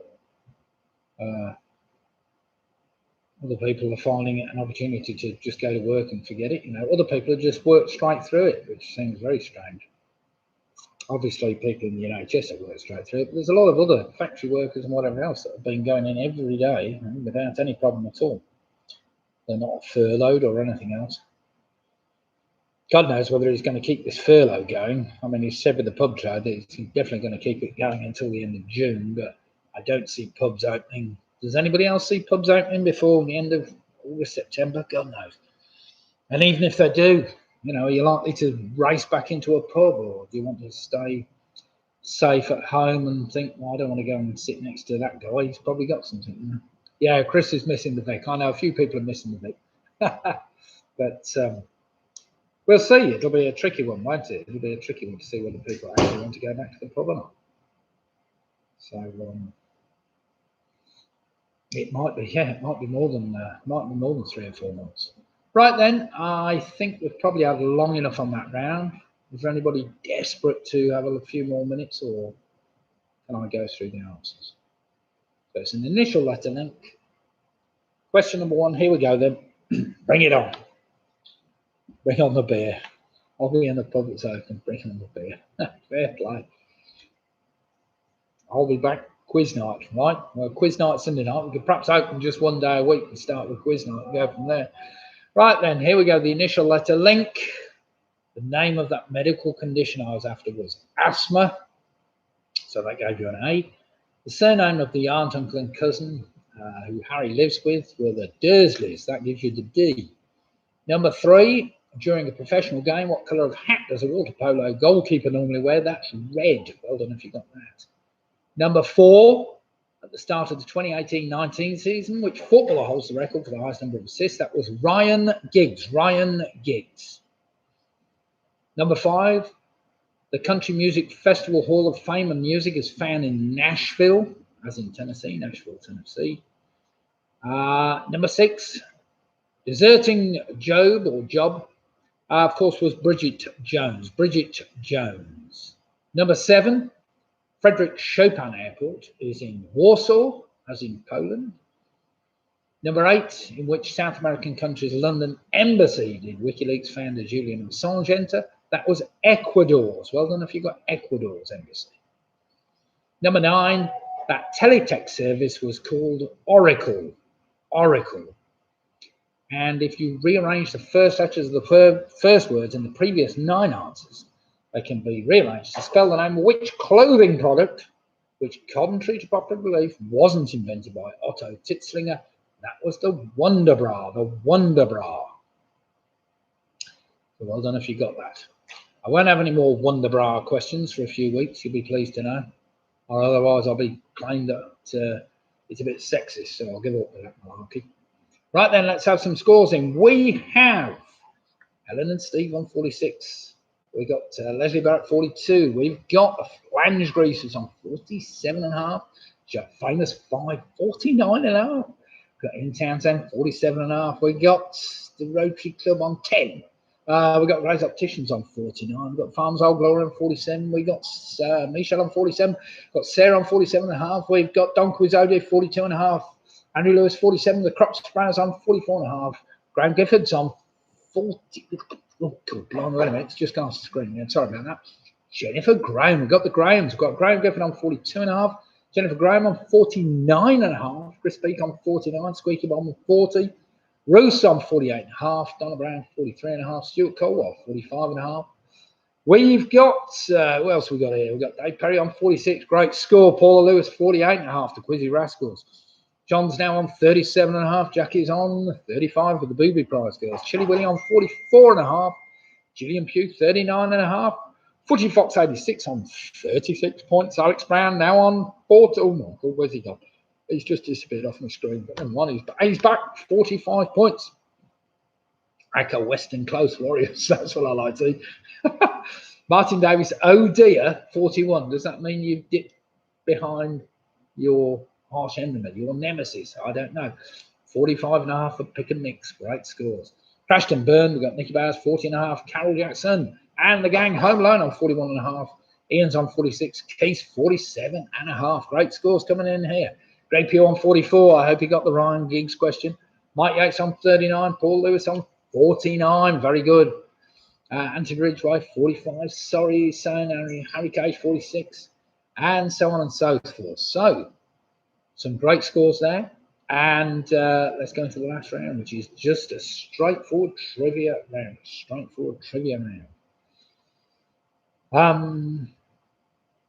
Right then, it has been great to see so many people online tonight. I hope you've been enjoying. We have got Split the Difference on 50. Right. So they're the team to beat. They haven't dropped a point yet. Some going, Chris Meads. Right then. Oh, yeah, you've got Clive in your team. There's some others. Right, here we go then. Question number 1, again, is an anagram. It's an anagram of an ex-mastermind champion. And it says, also appearing on the chase, unleash a claw is an anagram of which ex-mastermind champion? That's a 2-word answer. So also appearing on the chase, unleash a claw is an anagram of which ex-mastermind champion? Lydia's put the spelling in the right-hand side in the chat box. So that's UNLEASH. A claw, CLAW, is an anagram of which ex-mastermind champion?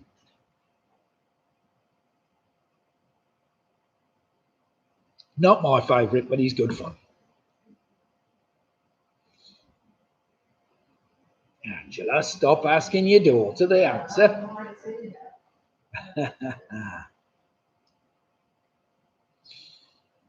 Question number 2. This was interesting. I did quite a lot of research on these today, which I do on stupid things like this. Question number 2, easy one to work out. The gun room and cellar were dropped from which board game before it was eventually published in 1949? So the gun room and the cellar were dropped from which board game before it was eventually published in 1949?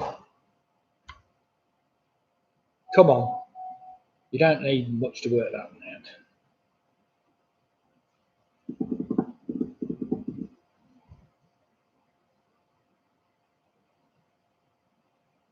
Question number 3 is a bit easier, a bit more straightforward. Question number 3 for you kids. Geoffrey the giraffe was the mascot of which retailer before it went into administration in 2018? So Geoffrey the giraffe was the mascot of which retailer before it went into administration in 2018?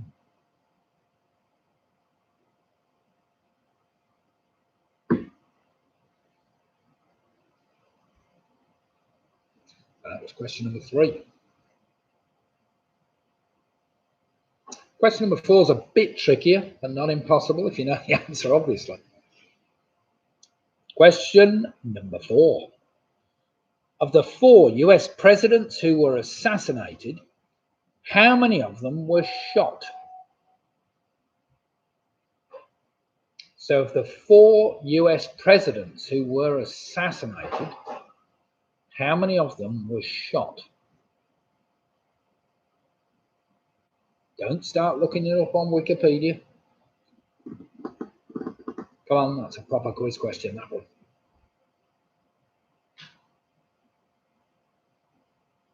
I don't think I would have got that, actually, but never mind. Maybe I would.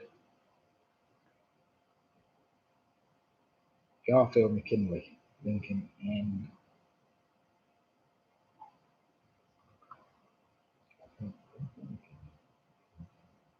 I think you would have thought, oh, JFK.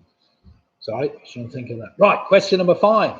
According to the old proverb, the hand that does what rules the world?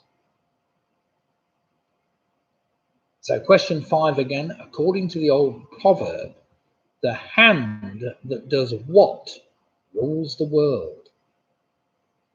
Jackie, no, it's possibly not right, the anagram. I will check it. I'm bloody crap at getting anagrams wrong, but never mind.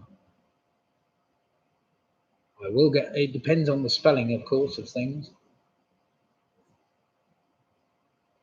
It probably is correct, but it may be you can't spell one of the words because it's a bit of a strange spelling. It is right, yeah.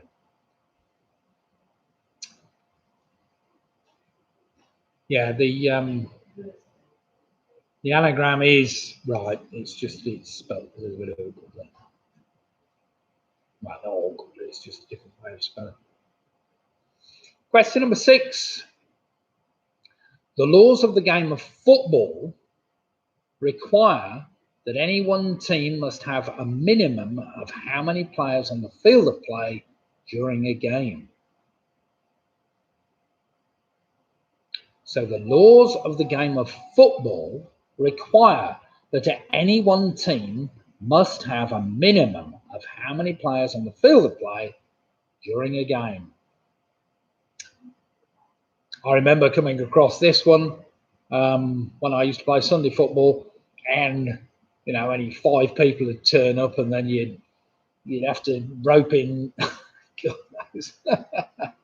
Anyway, I'm not giving the answer away, but basically sometimes we were left a bit short, and referee had to make a decision. You know, so according to the laws of the game of football, require that any one team must have a minimum of how many players on the field play during a game.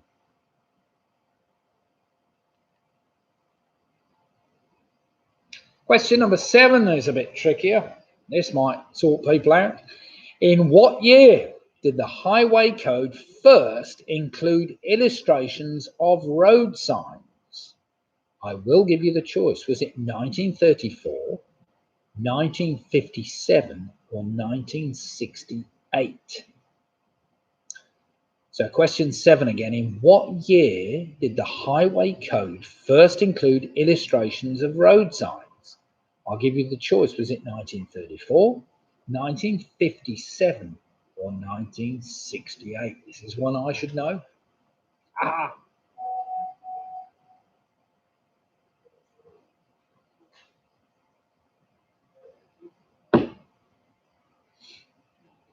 No looking that one up.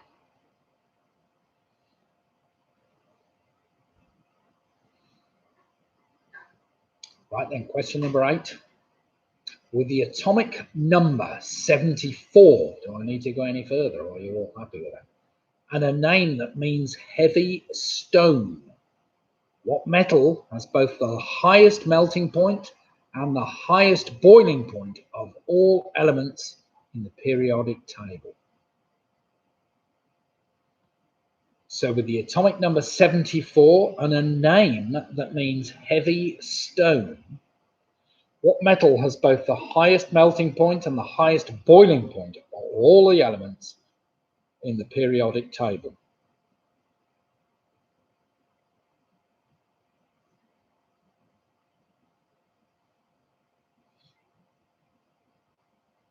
Although how the hell they tell the boiling point of that one I asked the other week, you know, with the atomic number 118, God knows how they know the boiling point of that element when they haven't even worked it out.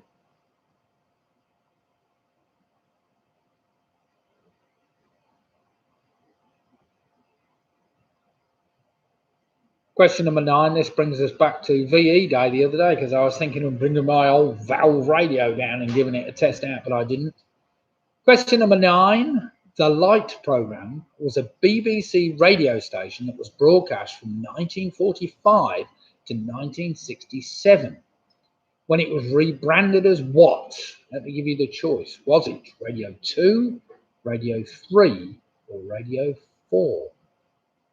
Oh, that's BBC, sorry, I meant to put that in. So the Light programme was a BBC radio station that was broadcast from 1945 to 1967, when it was rebranded as what? I'll give you the choice. Was it BBC Radio 2, BBC Radio 3, or BBC Radio 4?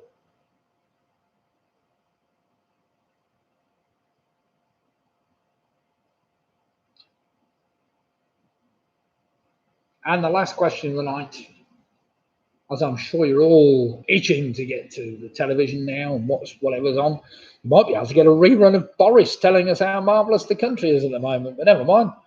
If you're lucky enough, I could be stood there going, "Well, you need to do this." I noticed his gestures tonight were a little bit like Hitler during the Second World War. Well, maybe not. Maybe a bit more like Winston Churchill. That's a bit unfair. So question number 10. Besides the lion, what other creature is shown on the shield on a British passport? So besides the lion, what other creature is shown on a shield on a British passport? And I don't think that matters whether it's red or blue. It's still on there somewhere. Right, that was the final question of the night. I will give you a minute, but no, let's just keep it fair on that last round. No looking them up. Just put down what you think you know. If you don't know them, you don't know them. Simple as that. You'll soon learn.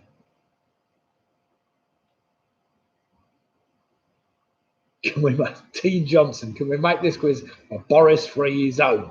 Yes, we can do. Football free? Possibly. Anything other frees? What about a free beer zone? That's a good idea. Sounds good to me.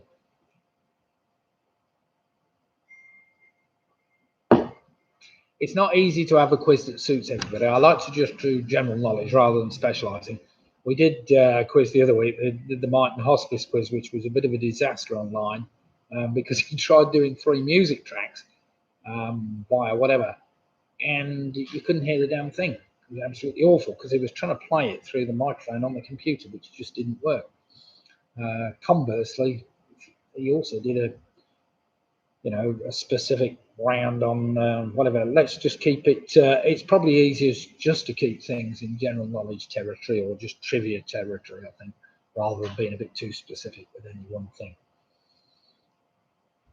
Right then, everybody, are we ready for the last round to go through the answers? Are we ready? Still getting anything in hand, or what? You happen? Oh dear, a few different answers from different people. Here we go then. Let's go through the last round. We love Corbyn. We love Corbyn. Great. I love Corbyn. Surely. At least he didn't take us out the EU. No, I'm not saying anything about that. Sorry. No. Question number 1. Also appearing on the chase, Unleash a Claw is an anagram of which ex-mastermind champion? That is Sean Wallace. Sean is spelled S-H-A-U-N, which is a bit tricky. Sean Wallace. Number 2. The gun room and the cellar were dropped from the game of Cluedo before it was ever published. What shame that was. Question number 3. Geoffrey the giraffe was the mascot of Toys R Us even, which went into administration in 2018. Of the 4 US presidents who were assassinated, how many of them were shot? Well, all of them were shot, so all 4 were shot. Well done if you got that. Though one of them, it took about 6 days to die. I think that was McKinley. Was it Garfield? I think it was McKinley because he got an infection in his gut. It was in his gut. They couldn't get it out. And he died of sepsis or something. Question number 5. According to the old proverb, the hand that does what rules the world. That's the hand that rocks the cradle. I'm sure you all got that. Number 6. In the laws of the game of football require any one team must have 7 players on the field of play during a game. Number 7, in what year did the Highway Code first include illustrations of road signs? Well, that was way back, surprisingly, in 1934. Well done if you got that. Number 8, with the atomic number 74, what name means heavy stone? That's tungsten, which has the highest melting point and the highest boiling point. Number 9, the light programme, of course, was renamed Radio 2, BBC Radio 2. And finally, number 10, the British passport has the lion, of course, and a unicorn for some strange reason. So we have a lion and a unicorn on the British passport. So well done if you got that. Right, we've got some scores coming in. We've got a 48 already coming there. So have we got anybody with any more than 58, 59? It's got to be a winning score tonight. Let's see. Anyway, it's been great. Thank you very, very much, everybody, for taking part in tonight's quiz. I hope you've enjoyed it. We've got Graham Gifford with a 47.5. Chile Willie with a 50.5. Got Valentine's with 51. Stephen Helen. We got Sarah with a 52.5. Brian Farmer, the Farmer's Old Glory on 53.5. That's a great score. Michelle with 55. Very good, Michelle. Chris Speak with a 56. Keith Abbas with it. No, we can't. Famous 5 with a 57.5. Got Jill P with a 45. We've got a great optician with 47. 57. Oh, cool. They've got another page here. Sorry. 57.5 from the famous 5. That is a great score. Let's see whether we've got anything else. We've got the Crop Sparrows on 49.5. No Google. We've got Footy Fox 86 on 39. Dave Perry 54. Squeaky Bob on 48.5. We've got the Cunning Linguist. Well done, Donna, on 50.5. Were you doing that with Pete Valentine and Matt, or are you separate? Stuart Football is 8. What's that? Andrew Lewis is it? Oh, right. Oh, never mind. Andrew Lewis with 53. We got the Flange Griefers with 55 out of 60. That's a great score. Jennifer Graham, 57.5. So proud. Thanks. That's brilliant. 55 points.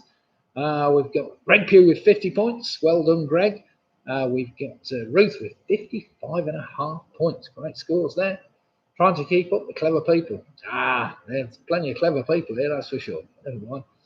We could do it for duffers, of course. We could do a quiz for duffers, but I don't want to do that. No. Any other scores in? So we've got 59s. Anyway, some great scores there. And thank you very much, everybody. Now, as normal, I'll be doing a Wednesday night quiz. I can't see us getting out of this lockdown before too long. So if you'd like to join us on Wednesday night, same time, same venue, same person, unfortunately, doing the quiz, I'll see whether I can come up with another quiz that most people can get most of the answers right. You're doing ever so well, to be fair. If you're only dropping 5 points out of, possible 60 points, you're doing really well. It's pointless making a quiz too tough. It's very easy to make a tough quiz. It's better to try and get everybody scoring plenty, if that makes any sense. So thanks everybody for tonight logging in. I think we've had more people taking part than ever, and on the back of a unicorn, sir. On the back of a unicorn, yes. Thank you. Thanks everybody. Who won? I don't know. Thanks, Andrew. Nice to see you. We'll see Keith in a minute. I'm not quite sure. I haven't got all the scores in yet, but Paula Lewis with the Quizzy Rascals, 58.5. That's a great score.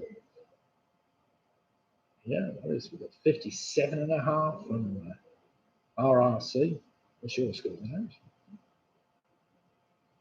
57.5. Jennifer Graham. Brilliant. So proud of that. Well done, Jennifer Graham, on the game. Yeah, and we've got Grey Opticians on 57. That's another great score. And we've got John O'Rourke on 57.5 for the famous 5. So there's plenty of 57.5. 50, I haven't seen that. Was it? I haven't seen it. Never mind. Well, we've got a 58. Anyway, great to see you all. Thank you very much.